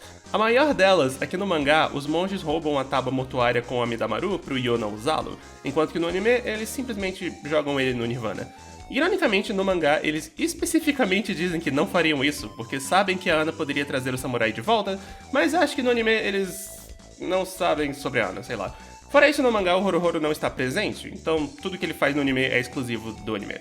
E por algum motivo, o nome da banda dos monges não é Bozo, como no mangá, mas sim Zenryo. Enfim, aí o Ryu chega e salva todo mundo com seus novos, no mangá, poderes de xamã, e tudo ficou igual. Mas no mangá, logo após isso, temos uma recepção do Ryu na casa dos Asakura antes do Basson chegar, enquanto que no anime eles só batem um papo bem rápido depois da luta. Muitos diálogos ficaram de fora aqui, mas a única informação realmente importante foi mantida. A de que o Ryu decidiu virar Rei Xamã porque concluiu que o Best Place não é um lugar que se acha, mas sim um que se constrói. E naturalmente, esta cena final da Ana aparecendo para recuperar o Amidamaru e se despedir do Yo é exclusiva do anime. Que fique observado, no mangá não existem cenas de viagem pra China. É só um corte de cena, que nem foi em Izumo. Uma hora eles estão em Tóquio, na outra eles estão na China. O anime, por outro lado, insere umas cenas de viagem numa jangada e tudo mais, onde é informado que o Ryu venceu todas as 3 lutas de qualificação. Isso não é dito no mangá, onde ele só diz que venceu 2 caras, sem deixar claro se venceu todas as 3 lutas, ou se ele sequer travou 3 lutas. Mas deixemos isso pra lá, porque a turma enfim chega na China e as 2 versões enfim começam a se paralelar. Fora uma explicação de como funciona a Torre dos Tao, que foi cortada no anime, a entrada da turma na torre e a luta deles contra o quinteto de Kyonshis Elite ficou super fiel na adaptação. A adaptação, na verdade, foi estender a luta, o que é bem refrescante depois de tantos cortes ultimamente. Aí o Io segue pra ir salvar o Ren, acompanhado de Manta e Basson no anime, sozinho no mangá. E no anime, ele tem um caminho bloqueado por 2 Kyonshis e os destrói em um golpe só. Isso é um elemento adiantado do mangá. Nele, ele enfrenta esses 2 Kyonshis na volta e é acompanhado do Ren, porque é depois de salvar o Ren. O resgate em si fica bem fiel, até o anime dar uma doida básica nos últimos minutos. O Pai Long controlado aparece, é transmutado em um bicho meio quimera, meio dracônico, por algum motivo, e o Io e o Ren derrotam ele e o fazem voltar ao normal em menos de 1 minuto. É super repentino e estranho. No mangá isso não acontece, porque, como eu disse, o Pai Long tá aos pedaços. A Jun ficou costurando ele durante o cativeiro. Aí a galera volta e vê que o último dos 5 Kyonshis Elite, que, spoiler, é o Shamon, o mestre do Pai Long, derrotou Horohoro e Ryu e começa a lutar contra os demais. Bem, no anime ele também continua a lutar com os anteriores. No mangá, Horohoro e Ryu ficam desmaiados por essa luta, mas no anime eles acordam e tentam ajudar. Bastante coisa foi expandida aqui. Adicionaram mais surra do Shamon, adicionaram uma DR básica da Jun e do Pai Long. A adaptação é fiel, só ganhou mais coisa. Ah, e o anime também adiciona umas cenas da mãe e do avô do Ren, meio que só olhando a situação e sendo enigmáticos. Depois que o Pai Long volta e supera o mestre, a turma segue em direção ao N, e o anime decide adicionar uma última luta filler extra contra Kyonshis aleatórios antes dos Kyonshis serem aposentados como antagonistas. Um segundo de silêncio pela perda. Aí a turma começa a enfrentar Tao N, e, mais uma vez, é bem fiel e só expandida. Eu especialmente adoro esse ataque combinado do Io e do Ren que o anime adiciona, é bem da hora. Ah, e por sinal, essa é a primeira luta do anime em que eles usam a música Braveheart, cantada por Megumi Hayashibara, como insert song de luta.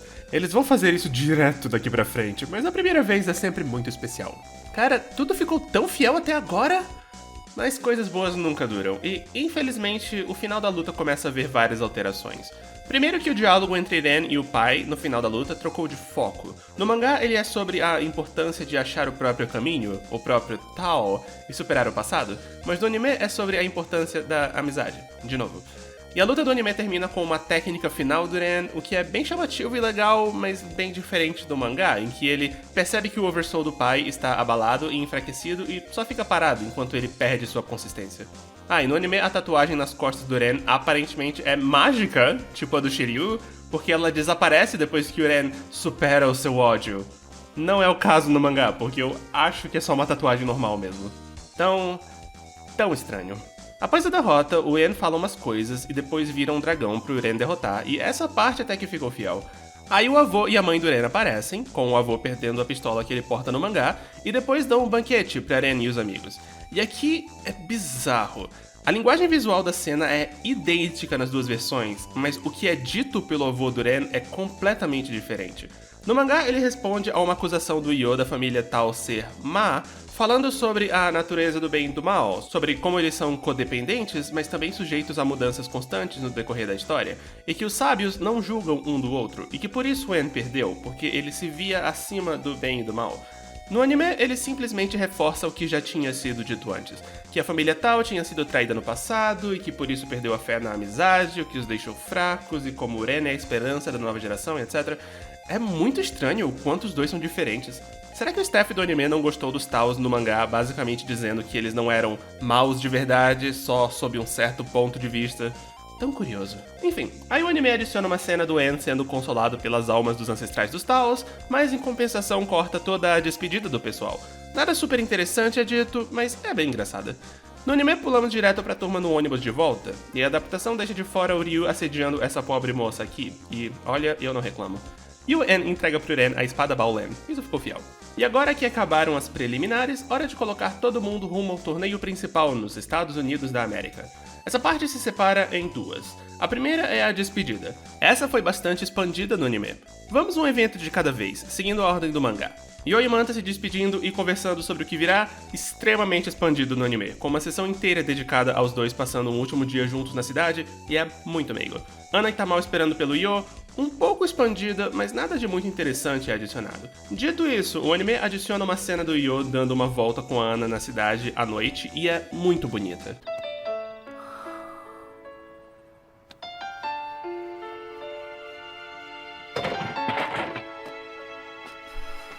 Toma.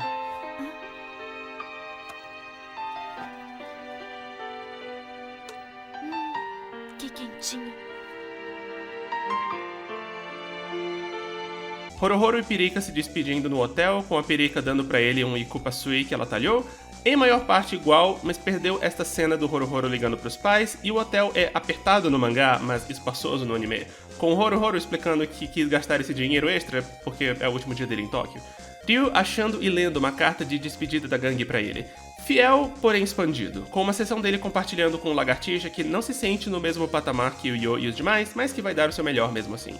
E o anime também adiciona uma cena do Ren postulando sobre o que está por vir no seu quarto de hotel, e uma longa cena inteira do Silva abordando o Hao, falamos já dele, e tendo seu conflito interrompido por uns xamãs de roupas brancas que ele identifica como X-Laws. Várias coisas intrigantes são ditas aqui, em particular o Hao lembrando o juiz de que o Silva só existe graças a ele. Voltando, no anime, a Midamaru fala pro Yo sobre como é triste os amigos terem que lutar no torneio. Isso é algo que, no mangá, o Amidamaru diz pro Lagartixa, o Amidamaru estando fora da casa por causa do que acontece a seguir.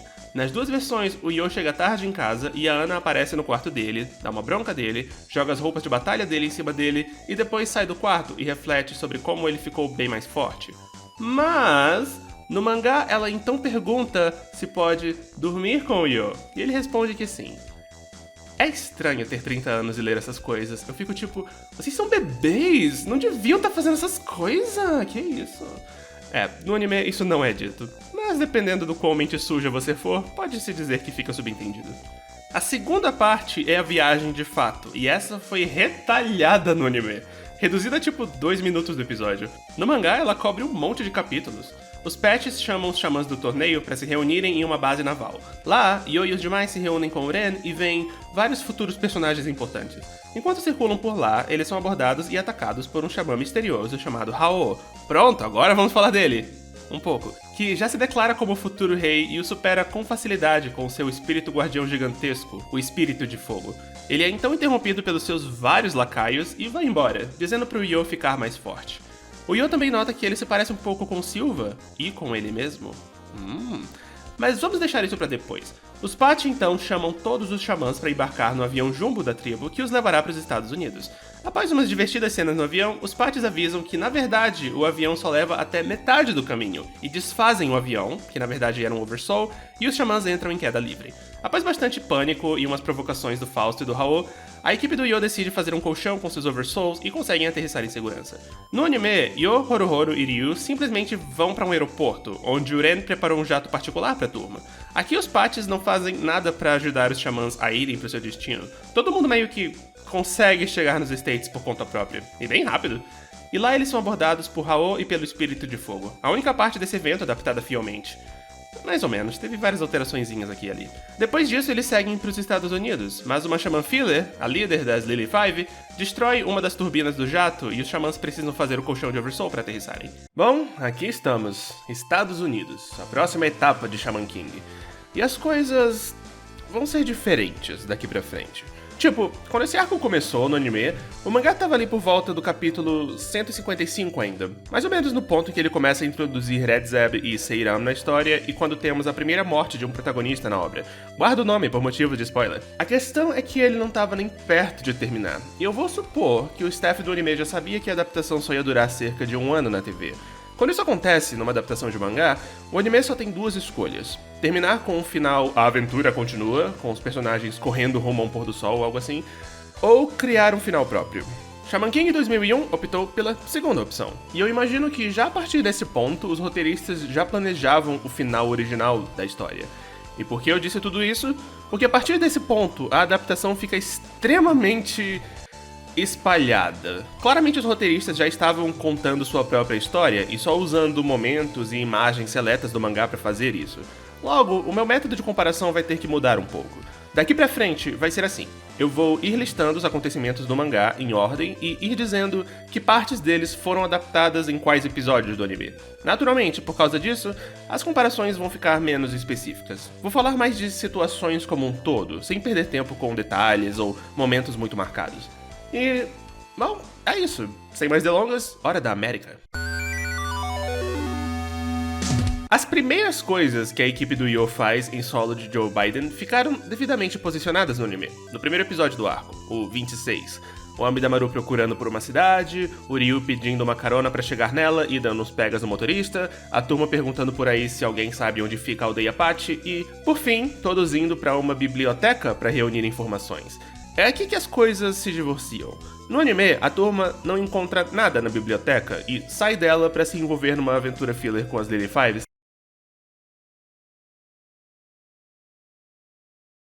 Mas no mangá, um bibliotecário comenta que já ouviu o nome Patch sendo mencionado nas canções de uma tribo indígena conhecida como Seminoas, e direciona a patotinha do Yo para uma mulher situada próxima dali, chamada Lily Lala, que pertence a essa tribo. No anime, a turma só vai até a Lily Lala no episódio 38, mais de 10 episódios depois, logo após o sexto membro da turma, Chocolov, entrar para ela e dar a dica. Sim, sexto membro. A essa altura do anime, o quinto já entrou e saiu da turma. Só pra vocês verem o quanto a coisa toda foi espaçada. Tá, seguindo. O evento com a Lily Lala, em que ela usa espíritos seminoas pra mostrar pra galera visões da vida anterior do Hao matando geral pra desencorajar eles de permanecerem no torneio, fica bem fiel no geral, com duas diferenças-chave. Uma, no mangá, a Lily Lala, com base na visão do Hao do passado, que era um Patch, acredita que todos os Patch são do mal, enquanto que no anime ela só acredita que eles cometeram um erro ao sediar a luta dos xamãs e permitir ao Hao fazer suas Haosices. A outra, como o Chocolov ainda não estava na equipe nessa parte do mangá, a adaptação teve que criar um novo Seminoa para ser o equivalente dele. Mas a cena toda é bem fiel até a metade. No mangá, depois da primeira visão, Yo e os demais insistem que querem continuar no torneio mesmo assim, o que a Lily Lala condena, mas a situação é interrompida quando estes três xamãs aparecem pra tretar. Esses três são adaptados no anime, mas só em um outro ponto. Chegamos já nisso. Enfim, durante a luta, o Horohoro comenta de seu sonho da plantação de Fuki, o que diverte a Lily Lala imensamente e faz ela deixar a turma seguir com sua jornada, contra a vontade dos fantasmas dos Seminoas. Ela então se despede de Yo e companhia, declarando sua inveja pela liberdade deles. No anime, a turma insiste em rever as memórias dos Seminoas de novo e de novo e de novo. Lily Lala fica frustrada com isso, porque acredita que eles estão fazendo os Seminoas reviverem a dor daquele momento várias vezes, mas Yo e os demais dizem que ela entendeu errado. Eles não querem desencorajar as pessoas de lutarem no torneio, mas sim encorajar as pessoas a enfrentarem o Hao. Daí os fantasmas dos Seminoas lutam contra a turma, testam a força do pessoal e dão a bênção pra eles continuarem, ascendendo pro além e libertando a Lily Lala da responsabilidade dela.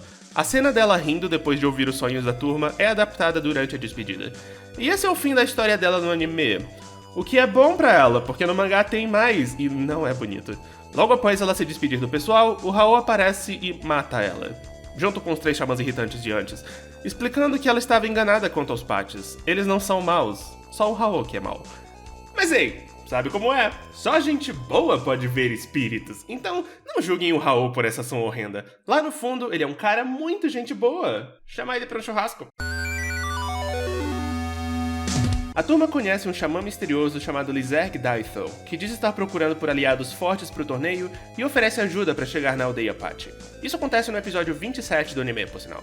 O anime adiciona um monte de coisas antes do encontro, mas não é importante. O importante é que nas duas versões o Ryu acha que ele é menina no começo e nas duas ele checa pra confirmar, mas enquanto no anime ele tem a decência de levar o menino pro banheiro pra ver, no mangá o Lizerg baixa as calças pra todo mundo. No meio da rua. Tarado. Enfim, rola os desentendimentos e o Lizerg decide atacar a galera, tanto pra provar a própria força, quanto pra testar a força dela. E essa parte ficou bem fiel no todo. Parabéns, anime. Depois da briga, bem, no meio dela no mangá, mas eu gosto de separar pra simplificar, o Lizerg conta sua backstory com o Hao, que foi bem expandida no anime. No mangá, ela só dura umas poucas páginas, e o anime muda um aspecto interessante dela. No mangá, o pequeno Lizerg é desafiado pra achar o pingente de rastreamento do pai e... é só isso mesmo, essa é a recompensa do desafio. É um bom pingente, coisa de primeira. No anime, o prêmio é o espírito guardião do Lizerg, a fada Morphine. O pingente é a chave pra gaiola dela. É bem interessante isso. Esse episódio como um todo bota bastante foco na amizade dele com a Morphine, pra ser duplamente frustrante quando ele largar ela no final do anime. Ups, spoilers. Deixa pra lá. Depois disso, o anime adiciona um subplot extra. Os 3 xamãs do evento da Lili Lala, que o anime deixou de fora, são adaptados aqui, como 3 xamãs que foram derrotados pelo Lizerg e querem vingança. Raul oferece pra eles a gaiola da Morphine pra ajudá-los com isso, mas Yo e os amigos salvam Lizerg e a party ganha um novo membro. Rebobinando um pouco, vale dizer que o Lizerg, na verdade, é um personagem bem diferente nas duas versões. Basicamente, ele é mais confiante e até um pouco arrogante no mangá. Ele é alguém que sorri, mas que claramente esconde bastante malícia por trás do sorriso, que sabe muito bem o que quer e o que pretende. Ele é um espírito frágil, mas isso não fica super claro logo de cara. Já no anime, o Lizerg é uma pilha de depressão e autodestruição. Há um empurrãozinho de ter um acesso nervoso. É alguém que se odeia muito e cujo sorriso é sempre muito triste. Essa foi uma alteração bem consciente do anime. Os roteiristas realmente queriam enfatizar o caráter vingativo do Lizerg como algo que deteriora ele, não que o impulsiona. Cada um pode ter seu favorito. Para mim, os dois funcionam em suas determinadas versões, e eu acho fascinante essa escolha da adaptação. Fascinante. E no fim do evento, no anime, o Lizerg usa o pêndulo para detectar onde xamãs estão se reunindo para dar um norte para a turma. Isso não é necessário no mangá, em que eles estão seguindo as direções da Lili Lala. E o Raul também mata os 3 xamãs treteiros nessa versão. O anime espalha esse evento no decorrer dos episódios 30 a 35, relegando ele ao enredo C desses episódios filler. O pré-evento é bastante expandido. No mangá, do nada a gente corta pra Ana em Izumo se preparando para receber uma herança dos Asakuras, mas no anime vemos ela coagindo o Manta a levar ela na viagem até lá, e antes deles irem lá, eles passam no Monte Osore pra Ana pegar um colar especial, o 1080, que será útil no evento. No mangá isso não acontece, mas a Ana comenta mais à frente que fez essa parada, então foi bem inteligente do anime expandir isso. E fora a adição do Manta na equação, porque ele tá ausente nessa parte do mangá, o evento como um todo ficou bem fiel. Ana aprende que o Raul foi um Asakura que ganhou poder demais e resolveu criar uma sociedade só de xamãs e recebe o livro das técnicas dele, o Chosen Ryaketsu, pra entregar pro Yo e deixá-lo mais forte. E ela também subjuga os 2 Shikigamis guardiões do livro e toma eles pra si. Pouca coisa a comentar de adaptação. Teve uma alteração aqui e ali, mas no geral, super fiel, só apresentado como uma minissérie de 6 episódios por algum motivo. Durante a jornada para a aldeia Patch, Horohoro se separa da turma e acaba ferido. Ele é acolhido por uma guarda florestal chamada Bluebell Block e resolve ajudar ela com seu problema de caçadores ilegais que podem acabar matando o urso da região que é tipo um amigo dela, o Apollo.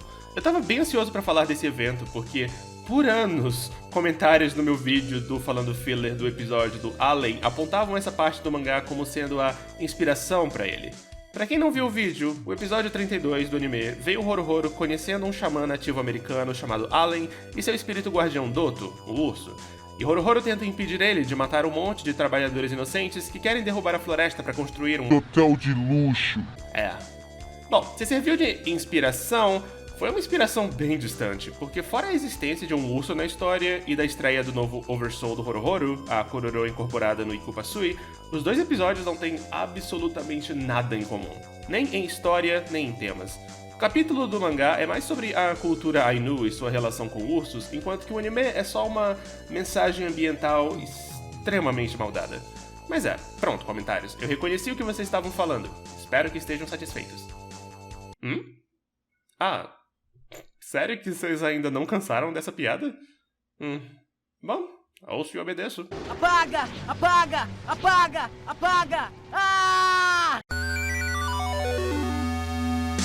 Opa, hora de uma alteração das bem grandes. No mangá, seguindo as direções da Lili Lala, a turma chega nas ruínas de uma antiga aldeia Patch, um ponto turístico conhecido como Mesa Verdede, a entrada para o verdadeiro local do torneio. No anime, eles só vão chegar aí no episódio 45, e lá as ruínas brotam do nada, coisa de magia xamã e tal. Continuando com o mangá, em Mesa Verdede, Yo e os demais encontram alguns seguidores do Hao, que mostram surpresa com a semelhança de Yo e Hao, e revelam que Yo é descendente do Hao.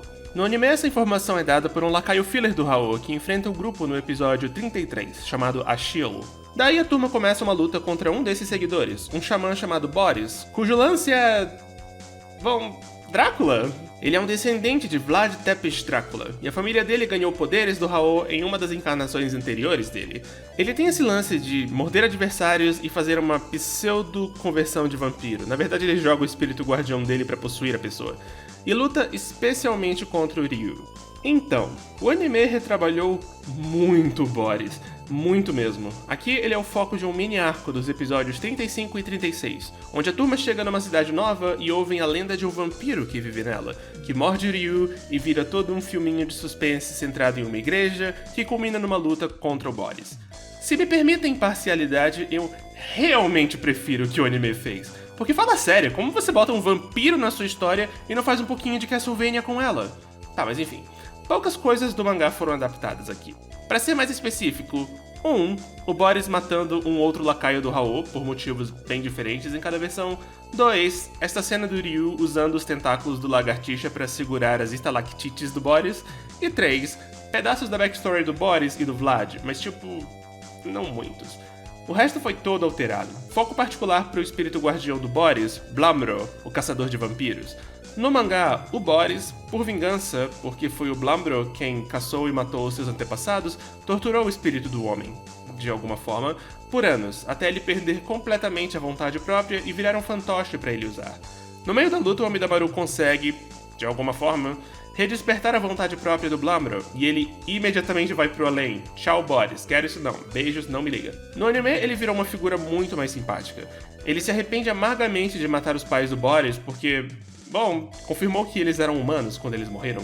Por consequência, ele se deixou ser morto pelo Boris em vingança e decidiu servir a ele como espírito voluntariamente.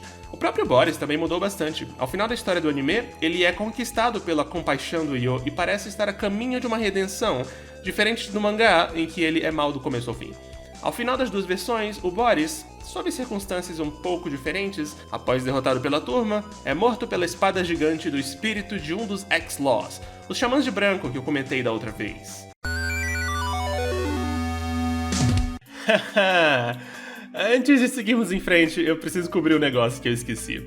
Basicamente, durante a luta contra o Boris, o mangá corta para um flashback mostrando como foi o treinamento do Ryu sob Yomeya Sakura. No anime, essa sequência não está nos episódios do Boris, tendo sido adaptada no episódio 29, que, fora desse flashback, é um filler, em que a turma precisa lidar com uma tempestade de neve. Dito isso, o treino foi bem fielmente adaptado no geral, só perdendo alguns detalhes, tipo mais informações sobre a lenda de Yamata no Orochi. A única grande alteração, fora o Ryu parando um rio no clímax do episódio, o que é meio estranho, é que o anime acrescenta esse drama do lagartixa se sentir inferior por não ser um espírito superior da natureza. Isso não está no mangá. E acho que o anime tecnicamente fez um retcon aqui, porque deixou muito implícito que era o Mikihisa quem estava treinando o Ryu, mas sinceramente isso não é muito importante. Anteriormente, em Shaman King, um pseudo-vampiro foi empalado por uma lâmina tão grande quanto o próprio corpo por um grupo de xamãs chamados X-Laws. Os X-Laws são um grupo de justiceiros formado por vítimas do Raoh com o intuito de matar o Raoh, com seus anjos e espíritos guardiões, que são espíritos de classe divina. Sabe, muito bons, muito top, muito tal. No anime, eles já tinham sido introduzidos antes disso. Não só naquela cena do Silva falando com o Raoh antes da viagem, mas eles também apareceram pro Yo e sua turma depois da luta deles contra a Sheol, o lacaio filler do Raoh do episódio 33. E durante o arco do Boris, eles agem como... policiais. Policiais xamãs. Barrando a cidade pra inocentes não se envolverem. Ai, anime. Após a introdução deles, que foi espalhada pelos episódios 33 a 36 do anime, eles viram suas atenções para os demais lacaios do Raoh no local, e um deles, esse jogador de futebol americano chamado Bill, enfrenta os X-Laws e é humilhantemente derrotado por eles. No anime, esse embate nunca acontece, com o Bill sendo só um lacaio recorrente daqui até o final da adaptação. Os X-Laws então se preparam para matar o Bill, mais os demais lacaios do Raoh, mas Yo os detém, reprovando os métodos extremos dos X-Laws e dizendo que essa matança prova que eles são tão ruins quanto o Raoh. Isso enfurece o X-Law Marco e faz ele quebrar a Harusame pela segunda vez, e depois os X-Laws vão embora, com os lacaios do Raoh tendo fugido no meio dessa confusão toda. No anime, esse comentário do Yo é jogado pra quando os X-Laws aparecem pra matar o Boris, e ao invés de quebrar a Harusame, o que acontece é que o Boris se joga na frente do Yo pra salvá-lo da espada do Anjo do Marco. Como eu disse, redenção do Boris no anime. Esse é um evento pequeno, mas marcante. A Anna enfim chega nos Estados Unidos para entregar o Chosen de Ryaketsu e é abordada pelo Hao, que fala sobre suas ambições de obter o Yo e se tornar o rei xamã, além de propor para ela que ela se case com ele, não com o Yo. O que leva a Anna a dar 2 tapas nele. Só o segundo acerta. Foi adaptada no episódio 39 e ficou super fiel no geral. Nada a comentar. Bom trabalho, anime! Logo após a coisa com os X-Laws, a turma do Yo segue se adentrando em Mesa Verdede a caminho da verdadeira aldeia Pachi, guiados pelo Bill, que deve esse favor a eles, e também explica que o caminho para a aldeia só se revela para os xamãs que são julgados dignos, e também guiados pelos seus espíritos guardiões, que sentem estarem sendo chamados para ela. No anime, a informação do Bill, do negócio deles serem dignos, é dada por uma voz a caminho da aldeia. Acho que é a voz do grande espírito. Mas o lance dos espíritos sendo chamados foi adaptado fielmente no episódio 45. No caminho, o Lizerg deixa bem claro que ficou encantado pelos X-Laws e concorda com a filosofia fins justificam os meios deles. No anime, o simpatizamento dele com a causa é espalhado entre os episódios antes e durante os do Boris, mas é basicamente o mesmo. Seguindo com o mangá, a turma do Yo entra na rota pra aldeia, termina o capítulo, e no outro capítulo o Yo já acorda na aldeia, após ver esses flashes de uma baleia, um crocodilo, navios no espaço, este esqueleto, outro crocodilo, 2 fetos, opa, foreshadowing, esta coisa, uma gota de água, várias máscaras e, por fim, uma praia. O Silva depois explica que essas foram as memórias do mundo e que foram mostradas pelo Grande Espírito. No anime, o caminho para a aldeia, que eles atravessam no episódio 45, é uma caverna normal, que oferece desafios típicos de cavernas, tipo um túnel aquático. Após avançarem um pouco, os xamãs são todos transportados pelo Grande Espírito para uma dimensão em que os colegas estão em apuros para ver qual seria a reação deles a uma situação desesperadora. Naturalmente, a resposta certa é lutar pelos amigos, e todos escolhem essa resposta. O Hao também passou por esse teste. Tá, né? Depois disso, eles acordam na aldeia. Após acordar, o Silva apresenta para o Yo o Grande Espírito, um amontoado de milhões de almas que observam o mundo, e explica as filosofias por trás dele e tal. Isso fica de fora do anime, infelizmente. É na aldeia que Yo e os demais, menos o Lizerg, que sumiu, se reúnem com a Anna, algo que acontece no anime antes da chegada na aldeia, no episódio 39. A reunião se dá quando Yo encontra a Anna pechinchando por um souvenir super caro. No anime, essa cena da pechincha é adaptada palavra por palavra no episódio 43, ainda antes da chegada na aldeia, mas depois do Yo se reunir com ela. Confuso? Calma que piora. Logo após o encontro com a Anna, um xamã americano chamado Chocolov, acompanhado de seu espírito guardião Mickey, a onça, aparece e basicamente se força no grupo, explicando que a próxima fase do torneio será de lutas de trios e o grupo do Yo tem gente sobrando. No anime, eles conhecem o Chocolov ainda antes da chegada na aldeia, no episódio 37, em uma cidade aleatória. Ele também se força no grupo aqui, mas sem um bom argumento, porque ainda não chegamos nas lutas de trios, é só meio que grupos grandes são melhores ou algo assim. Muito pouco diálogo dessa parte é adaptado, mas algumas cenas são, como a turma ignorando a primeira abordagem dele e o Ren furando o nariz dele com a lança. Após uma cena muito desconfortável de tensão romântica entre o Manta e a Tamal... Sério, quê? Eka? Não... O adolescente diminuto esbarra com o Fausto, sozinho, em sua cadeira de rodas. Fausto explica pra Yo e os demais que ele tá meio encrencado, porque está sozinho e precisa de um trio, então se oferece pra entrar no grupo. De início ele é recusado, mas após o Manta argumentar a favor dele, porque Síndrome de Estocolmo é real, eu acho, e a Anna refletir que ele seria vantajoso pro torneio e pros futuros negócios dela como hoteleira, a turma aceita a entrada dele pra fechar o trio com Yo e Ryu, com a Anna oferecendo trazer a alma da Elisa de volta como garantia, por assim dizer.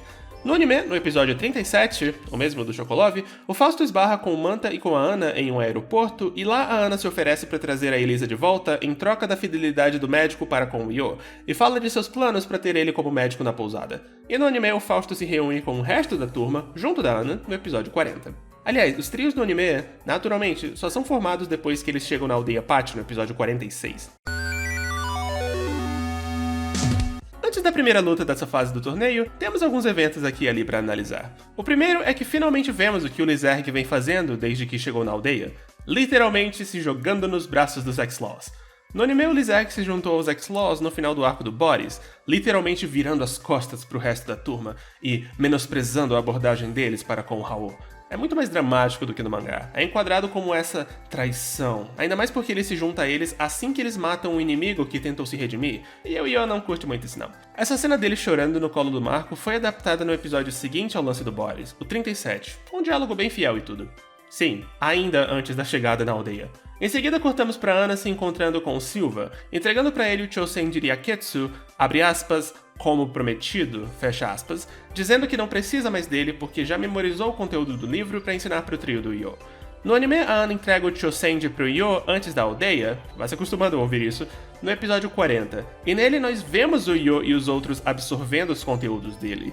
Literalmente, porque a Ana transforma o livro em uma dimensão mágica, de alguma forma, onde o pessoal entra e uma projeção do Hao espelha seus conhecimentos pra ele. Quando eles saem de lá, fica esse suspense no ar de será que eles foram convertidos pelo conteúdo do livro pro lado do Hao? Mas, claro que não. A maior alteração nisso tudo é que no anime, o Ren, o Horohoro e o Chocolove também se beneficiam do Chosen de Ryaketsu, o que não acontece no mangá por hora, o que exigiu que o anime criasse Oversouls evoluídos originais pra eles. E... não... Tipo, eu entendo a lógica. No mangá, o Chosenji fez o Oversoul do Yo virar uma espada gigante, falamos dela depois, fez o do Fausto virar uma mulher gigante, e o do Ryu, uma carruagem gigante. Ao ver isso, o pessoal do anime provavelmente deve ter achado que o futuro dos Oversouls na história era seres gigantes, e deram seres gigantes pros outros três também. Infelizmente, eles previram errado. Com o passar do tempo, os Oversouls do mangá foram mais pro lado de armaduras, fazendo os Oversouls do anime parecerem bem ridículos. Mas mantenham em mente, as armaduras não tinham aparecido ainda no mangá, então a escolha do anime tinha cabimento. Enfim, seguindo. Depois disso, a galera vai pro local do torneio e... essa é uma alteração interessante. Quando o anime finalmente resolve começar a fazer essas lutas em trio, elas acontecem numa arena localizada dentro da aldeia Pachi, ou pelo menos perto dela. Faz sentido, né? Bom, no mangá, na verdade, eles vão de helicóptero pra uma ilha particular perto do Japão, e é lá que fica a arena. E nessa ilha, a família do Ren, incluindo a Jun, aparece pra torcer por ele, enquanto que no anime ele se reúne com a Jun no mesmo episódio que o Fausto, porque, assim como o Fausto, ela também esbarra com a Ana no aeroporto, e ela acompanha ele na viagem daí em diante. Então, uma coisa curiosa sobre essas primeiras lutas do torneio que o anime adaptou. Todas elas acontecem antes dessa fase do torneio, com as lutas de trios no anime. Essa fase está no anime e cobre vários episódios, mas são todas lutas contra times fillers originais do anime, geralmente centradas em um dos protagonistas com relação a esses adversários. Essa escolha é tão bizarra pra mim. Ela não faz nenhum sentido. Tipo, já que o anime tem lutas de trios no torneio, então por que não colocar estas lutas do mangá no contexto certo? Enfim, esse é o caso dessa luta aqui. No anime, ela acontece no episódio 37, o episódio de introdução do Chocolove. Nele, um trio formado por Zen, Ryo e este terceiro lacaio do Hao, o Peyote, meio que simplesmente aparece do nada e ataca a turma porque sim. No mangá é porque, sabe, torneio. Vários detalhes desse embate ficaram de fora, como uma explicação dos bonecos calaveras e sua ligação com o Dia de los Muertos, e a explicação de como funciona o Oversoul do Chocolove também. Fora isso, vários detalhes foram alterados por necessidade. Por exemplo, Yo e Ryu também participam da situação na adaptação, porque nela não é uma luta de trios, e diferente do mangá, em que o Ren fica parado nos bastidores deixando o Chocolove mostrar a que veio, aqui ele também participa da luta, no comecinho. Mas a maior alteração foi a backstory do Chocolove, que foi mais ou menos 100% cortada no anime. No mangá, aprendemos que Chocolove era tipo o mais respeitado membro de uma gangue americana, um jovem que matou mais de uma pessoa, tendo entrado para essa vida depois que um assaltante matou os pais dele na infância. Um belo dia ele conhece Olona, um xamã brasileiro que, após evitar ser morto pelo Chocolove e ver que o menino consegue ver espíritos, insiste em tomá-lo como aprendiz e ensinar a ele o caminho do vento do riso, como ele chama. Basicamente, a importância do humor e da comédia no nosso mundo. Nos meses seguintes, o Chocolove acaba se afastando da gangue para se dedicar ao aprendizado, o que deixa os colegas de gangue dele bem chateados e o fazem decidir matar o Olona a sangue frio na frente do Chocolove. Mas tudo bem, porque eles vão pra tal ilha japonesa torcer pelo ex-colega na luta dos xamãs, então tudo está perdoado. Eu acho. Enfim, no anime, tudo que vemos é uma cena do Chocolove acampando com Olona, o velho fazendo um discurso sobre a importância do riso e tal, que é o que ele fala no mangá instantes antes de morrer, E por fim, ele tosse, o Sokolov reage e a cena corta, deixando subentendido que ele morreu de uma doença. Diga-se de passagem, no mangá ele também explica antes de morrer que já tinha uma doença terminal. O anime provavelmente achou a backstory dele dark demais e tal. Muitas coisas mudaram, mas as batidas principais da luta foram mantidas. Peyote controlando os dois cantores com seus poderes e o Sokolov fazendo o negócio do umbigo da terra. No anime, depois que ele faz isso, Ryu e Horohoro dão um golpe que encerra a luta. Mas no mangá é o Ren que faz isso. E é um momento importante, porque é quando o Ren reconhece as habilidades do Sokolov. E depois disso, o Ren declara guerra pro Ryo, o que choca todo mundo. Eu não sei por que choca todo mundo. Sério, por onde vocês andaram pelos últimos volumes desse mangá? No anime, uma coisa parecida acontece no episódio 46, logo depois da primeira luta do Ren nessa fase de trios do torneio, contra um time filler, chefiado pela Gain. Pela Gain, cara! Sério, como ela e a peguete ninja dela chegaram tão longe nesse torneio? Após a luta, cortamos pro Lizerg recebendo sua roupinha de X-Law e sendo acolhido pela líder deles, Jane, da Dama de Ferro. No anime, essa cena é adaptada no episódio 39. Alguns detalhes são diferentes, mas ficou fiel em maior parte. E em seguida, o anime corta o fim dos Boz. No mangá, eles aparecem pra turma, agradecem o Sokolov por não ter matado eles durante a luta, porque era esse lance, tipo, como o Peyote estava controlando os corpos deles, esse era um risco, e contam a história de como eles foram recrutados pelo Hao. É engraçado, e um pouco meigo também. E no fim, eles declaram que vão deixar de seguir o Hao e de ser a banda Boz, e viram a banda Boz. É escrito de um jeito diferente. No anime, o evento depois deste mostra que eles de fato deixam de serem seguidores do Hao, mas não elaboram mais que isso. Próxima luta da série de trios do mangá que foi tirada da série de trios do anime. Ela foi adaptada no episódio 43.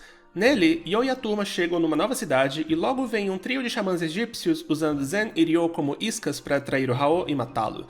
Nesta versão eles são basicamente metidos a X-Laws, justiceiros que querem bater no Hao. Eles também alegam falsamente serem xamãs ancestrais egípcios, vivos há milênios. Nada disso está no mangá, eles são só os adversários do primeiro trio de X-Laws no torneio. No anime, a rixa que leva à briga é tipo os dois disputando pra ver quem tem mais direito de se dizer mensageiro de Deus, uma besteira assim. Dito isso, vale apontar que esse negócio de usar duas pessoas de isca deixa os Nilus, sim, esse é o nome do trio, mais malvados do que eles são no mangá. Lá eles são só um trio de caras normais, basicamente. Isso vai ser importante já. A luta em geral segue as mesmas batidas. Lizerg começa lutando sozinho e dá uma surra no trio até a Morphine se recusar a matar um dos adversários e a Jane assumir. Mas ela foi pesadamente alterada em vários detalhes. Primeiro, no mangá, o intermediário do cabeça de pirâmide aqui é a cabeça de pirâmide, e é o que o Lizerg atinge assim que a luta começa. Ele não perfura a cabeça do cara, só a máscara.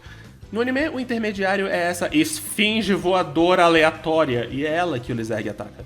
Uma esfinge, cara, do nada. Enquanto o Lizerg tortura eles, no anime o Yo tenta interferir, gritando pro ex-amigo parar com isso. No mangá, ele só observa calmamente, com raiva, mas uma raiva silenciosa. O que faz ele parecer mais frio, mas faz sentido, porque é uma luta de torneio, ele não pode interromper. E nesse ponto do mangá, depois de ver o Chosen de Ryaketsu, o Yo ficou mais mais distante. Mas isso é conversa para outro canal. Vamos seguir com a comparação. Após o Lizerg voltar para a reserva, a Jane sai de sua Dama de Ferro. O anime trocou os espinhos metálicos do interior dela por vinhas espinhentas, para ficar menos violento. Também deram um top pra ela, porque no mangá ela anda por aí topless, essa sem vergonha. E aí ela invoca seu enorme espírito Shamash para destruir os adversários. No mangá ela fica na testa do Shamash durante o processo, mas no anime ela fica separada. Aí no mangá ele já começa assassinando o líder dos Nilus, cortando ele ao meio com seu machado. O anime joga isso pra depois, como veremos já, mas isso levou a uma alteração bem interessante. Nas duas versões, a Jane oferece aos membros restantes a chance de se renderem e serem poupados, e nas duas versões eles recusam. Isso é mais compreensível no mangá, já que o líder deles é morto na frente deles, eles ficam possessos com a injustiça e cegos com vingança.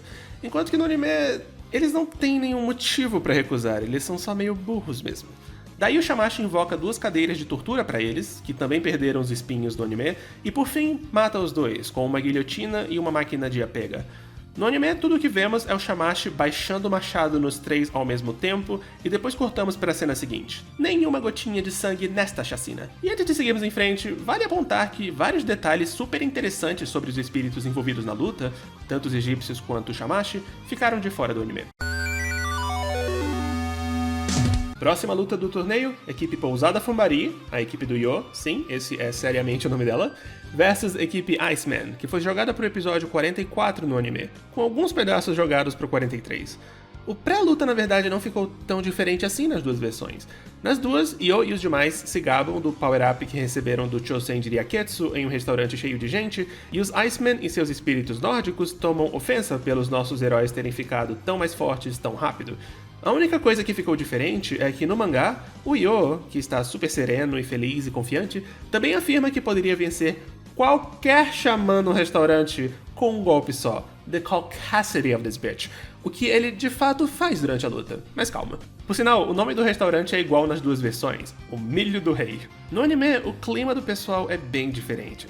Depois de ver a luta entre os X-Laws e os egípcios, o Yo fica desanimado com o torneio, achando que todos deviam parar de lutar uns contra os outros e se focar em derrubar o Raul.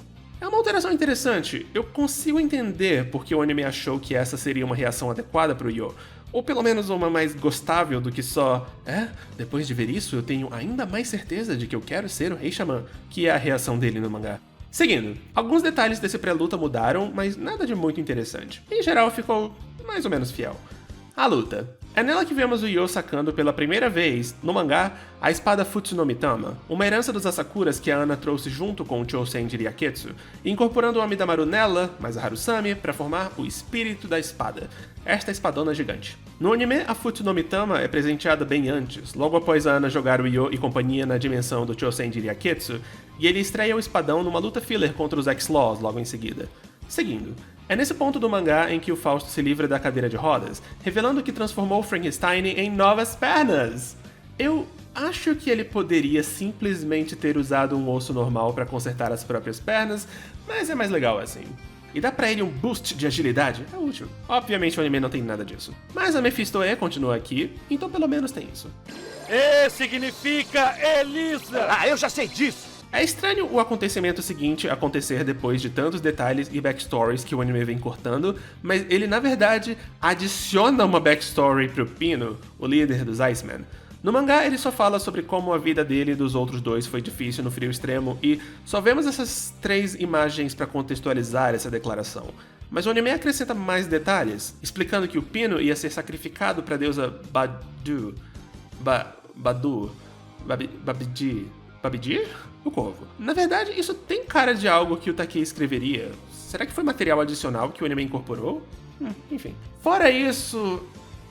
Putz, cara, teve várias mudanças aqui e ali, e o tom da luta todo foi mudado por causa da alteração lá do humor do Yo, mas as batidas principais da luta ficaram as mesmas, então tem isso. Após a luta, o Raul aparece pro Ren e tenta recrutar ele para sua causa. O chinês recusa, mas fica espantado com o poder do vilão. No anime isso foi adaptado no começo do episódio 43, antes da luta contra os Icemen. Não super fielmente, mas o bastante. O maior corte é que, depois da luta, no mangá, o Yo sai à noite e conversa com Lizerg pela primeira vez desde a chegada dos dois na aldeia, e basicamente diz que não guarda rancor. O que faz sentido no mangá, já que eles ficaram juntos por pouquíssimos capítulos, e depois resolve ir embora pacificamente. Os X-Laws impedem ele de fazer isso e a Jane convida o Yo para se juntar a eles. Ele recusa. Essa cena inteira ficou de fora do anime, mas nele o Marco tecnicamente estende esse mesmo convite pro Yo no episódio 33, logo após a introdução dos X-Laws, e ele também recusa, porque Marco e os demais tinham acabado de matar um lacaio filler do Raul naquele episódio, e o Yo não curte muito esses lances não. Então, essa luta do torneio no mangá é adaptada quase no final do anime, no episódio 58. Lá, ela ocorre logo depois da luta dos xamãs ser suspensa, porque o Raul decide ignorar ela e ir direto pro Grande Espírito pra tomá-lo pra si. Aí os X-Laws fazem uma coisa chamada Portão da Babilônia pra selar o Raul, mas não dá certo. É uma nova história. A questão é que o contexto dessa luta é completamente oposto nas duas versões. No mangá, é uma luta de estudo para confirmarem do que o Raul é capaz. O trio que luta sabe que vai perder, mas não se importa, porque outras batalhas ainda virão. Já no anime, é uma luta desesperada, um último recurso suicida para tentar vencer uma guerra que parece bem perdida. Mas vamos à luta. As batidas e, surpreendentemente, boa parte do diálogo ficaram os mesmos. Raul esmagando esse mascarado e matando ele queimado, a granada X que os X-Laws usam para eliminar o oxigênio do espírito de fogo, o espírito de fogo se convertendo em água, mas os detalhes são diferentes. No mangá, a X-Law Mine é morta logo no começo da luta, empalada pelos dedos do espírito de fogo, enquanto que no anime ela é nocauteada no começo, mas sobrevive até o final para ter uma despedida mais dramática e também para dar ao espírito de água pelo menos uma luta antes de voltar a ser fogo. No fim ela ainda morre, empalada por pedaços de gelo que o espírito do Hao gera. O terceiro membro, Vanstar, também é empalado antes de ativar a granada, mas não no anime. Falando na granada, no mangá, antes de ativá-la, o Vanstar pergunta pro juiz da luta se a arena tinha uma barreira protetora, o que ele confirma. Como no anime nem estamos na arena, os outros anjos dos X-Laws aparecem no local e formam uma barreira piramidal antes da granada ser detonada. É bem evangelionesco. Fora isso, no mangá a explicação de por que o espírito de fogo virou água é dada pelo Mikihisa, e é uma explicação mística, falando de como o Hao é capaz de dominar os 5 elementos, porque é Onmyoji, pentagrama e etc. No anime a explicação é dada pelo Manta, e é mais científica, moléculas e coisas afim. A grande alteração se dá no final da luta. Nas duas versões, o Hao dá as almas dos 3 X-Laws mortos pro espírito de fogo comer, e no mangá ele come, e é isso. Contudo, no anime, a raiva de Lizerg perante a situação faz a Morphine virar uma mulher gigante e se fundir com os outros anjos, e essa fusão salva as 3 almas. Acho que o anime queria que eles pelo menos tivessem uma morte feliz. Depois da luta no mangá, o Silva começa a realizar preparativos para encarar o Hao por conta própria, algo que o anime meio que faz. Digo, o conceito tá ali, mas a execução não tem nada a ver. Fora isso, é nessa parte do mangá que vemos que o irmão do Chrome, Nichrome, está aliado ao Hao. O anime estabelece ele como vilão nessa reta final da série, mas como no mangá ele só é expandido mais à frente, tudo o que ele faz no anime é original dele. Ao final da luta, no mangá, o Hao chama o Yo de irmão, o que choca a todos. Mais tarde, o Yo explica para os amigos que o Mikihisa contou para ele, entre um capítulo e outro, essa verdade, que ele e a encarnação atual do Hao são irmãos gêmeos, o que deixa alguns colegas meio putos com ele, mas não dura. No anime, esse evento acontece nos episódios 41 e 42, ainda antes da chegada da turma na aldeia. Hao solta a bomba depois de uma luta filler contra a equipe Flor dele, essas 3 moças. Que, por sinal, tecnicamente não travam nenhuma luta nos volumes do mangá que o anime adapta, então todas as lutas delas no anime são originais dele. E depois da bomba, o Mikihisa brota do nada para confirmar a acusação e contar a história do nascimento dos dois, e de quando a família Sakura tentou, e falhou, em matar 2 bebês. No mangá, a história é contada por Yo e Ana. A história foi bem resumida no anime, mas não perdeu nenhuma informação importante. No todo, ficou bem fiel até. Depois de contar a história, o Yo no mangá solta outra bomba, a de que a energia oracular do Hao é de 1.250.000. Pra comparação, Yo e os amigos têm tipo uns 5.000 cada em média. No anime, esse número é dado no episódio 57, que, por sinal, é a primeira vez que os números de medição de energia oracular são usados no anime, e quem dá o número é a Goldva. E esse é o último grande evento do mangá a ser realmente reproduzido no anime. Daqui pra frente o mangá mostra várias cenas preparando o palco para suas futuras histórias, e como essas cenas não têm valor pro anime, elas ficaram de fora dele. Dito isso, algumas coisinhas ainda conseguiram ir parar no anime. 2, pra ser exato. No mangá, após o que acontece ainda agora, todo mundo fica desmoralizado, e é quando o Mikihisa aparece pro Ren para oferecer para ele os ensinamentos do Chosen de Ryaketsu. Ele recusa, mas o Mikihisa insiste, e os dois acabam lutando. No anime, no episódio 53, o Mikihisa também enche o saco do Ren para treiná-lo, mas sob circunstâncias bem diferentes. Afinal, no anime o Ren foi fortalecido com o Chosenji.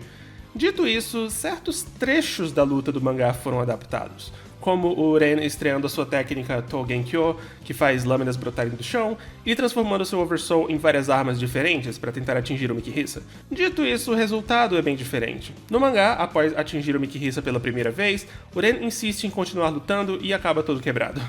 Já no anime, após esse acerto, o Mikihisa só vai embora mesmo. E diga-se de passagem, no anime essa luta é o enredo B de um episódio sobre as Lily Five desistindo do torneio. Logo após a luta com o Mikihisa, uma porrada de coisa acontece, mas resumindo, a equipe do Ren se vê cercada por vários lacaios do Hao, e o Peyote, o mariachi da luta estreia do Chocolove, acaba perfurando ele com uma arma, dando a ele uma dramática morte chinesa, e dando início às várias ressurreições desse mangá. No anime, o trio do Ren de fato luta contra alguns lacaios do Raul no episódio 59, incluindo o Peyote, enquanto seguem para impedir o Raul de se apossar do grande espírito. E durante a luta, o Peyote corta, mas não perfura, o Ren com uma espada, e todos acreditam que ele morreu, mas aí ele é curado pelo Fausto e tudo fica bem. Eu até cheguei a pensar que tinha sido só coincidência, mas nas duas versões, o Turbine, logo após atingir o Ren, salta e atira um laser no trio, e quando a poeira baixa, o Horohoro fez um abrigo de gelo. Isso claramente foi adaptado dessa parte do mangá, mas só esse momento mesmo, porque tudo antes e depois não tem nada a ver. E é basicamente isso. Depois do episódio 59, até onde eu pude ver, o anime não adapta mais nada do mangá, fora esta aparição surpresa de Red Zeb e Seiram, dois personagens que são muito importantes para a parte do mangá que segue este ponto da história. Como eu disse alguns vídeos atrás, o anime cria um final próprio, um pouquinho aberto, mas não muito, enquanto o mangá seguiu por anos mais e teve todo tipo de novos personagens, reviravoltas e formas de Oversoul. O novo anime, que recentemente estreou no Japão, promete que vai cobrir o mangá inteiro, então, para ver o resto da história animada, vamos ter que esperar ele chegar lá, não é mesmo? O anime de 2001 de Shaman King não é a adaptação mais fiel do mangá de Shaman King. E talvez nem seja exatamente uma boa adaptação, no sentido de manter os temas e pontos fortes do mangá. O foco dele é muito diferente para isso. Mas eu continuo gostando muito dele. Porque ele é querido da minha infância, sim, mas também porque, entre uma decisão ruim e outra da adaptação, ele toma decisões tão interessantes.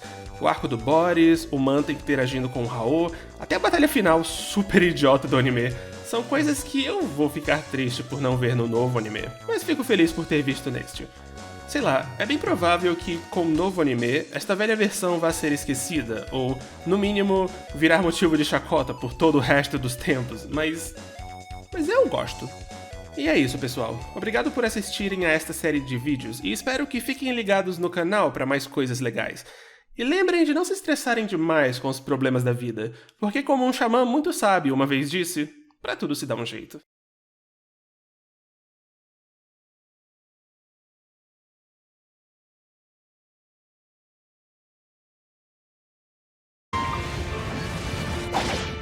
Eu não permito. Não vou permitir que se entregue. Yo! Levanta a cabeça, Yo! Ah! Patrão, mostre a sua garra. Yo, aguenta! Vai nessa! Boa sorte, Yo! Vai, Yo! Norio, tenha força! Luz da esperança, ilumina. Você vai conseguir. O Yo não pode ser derrotado.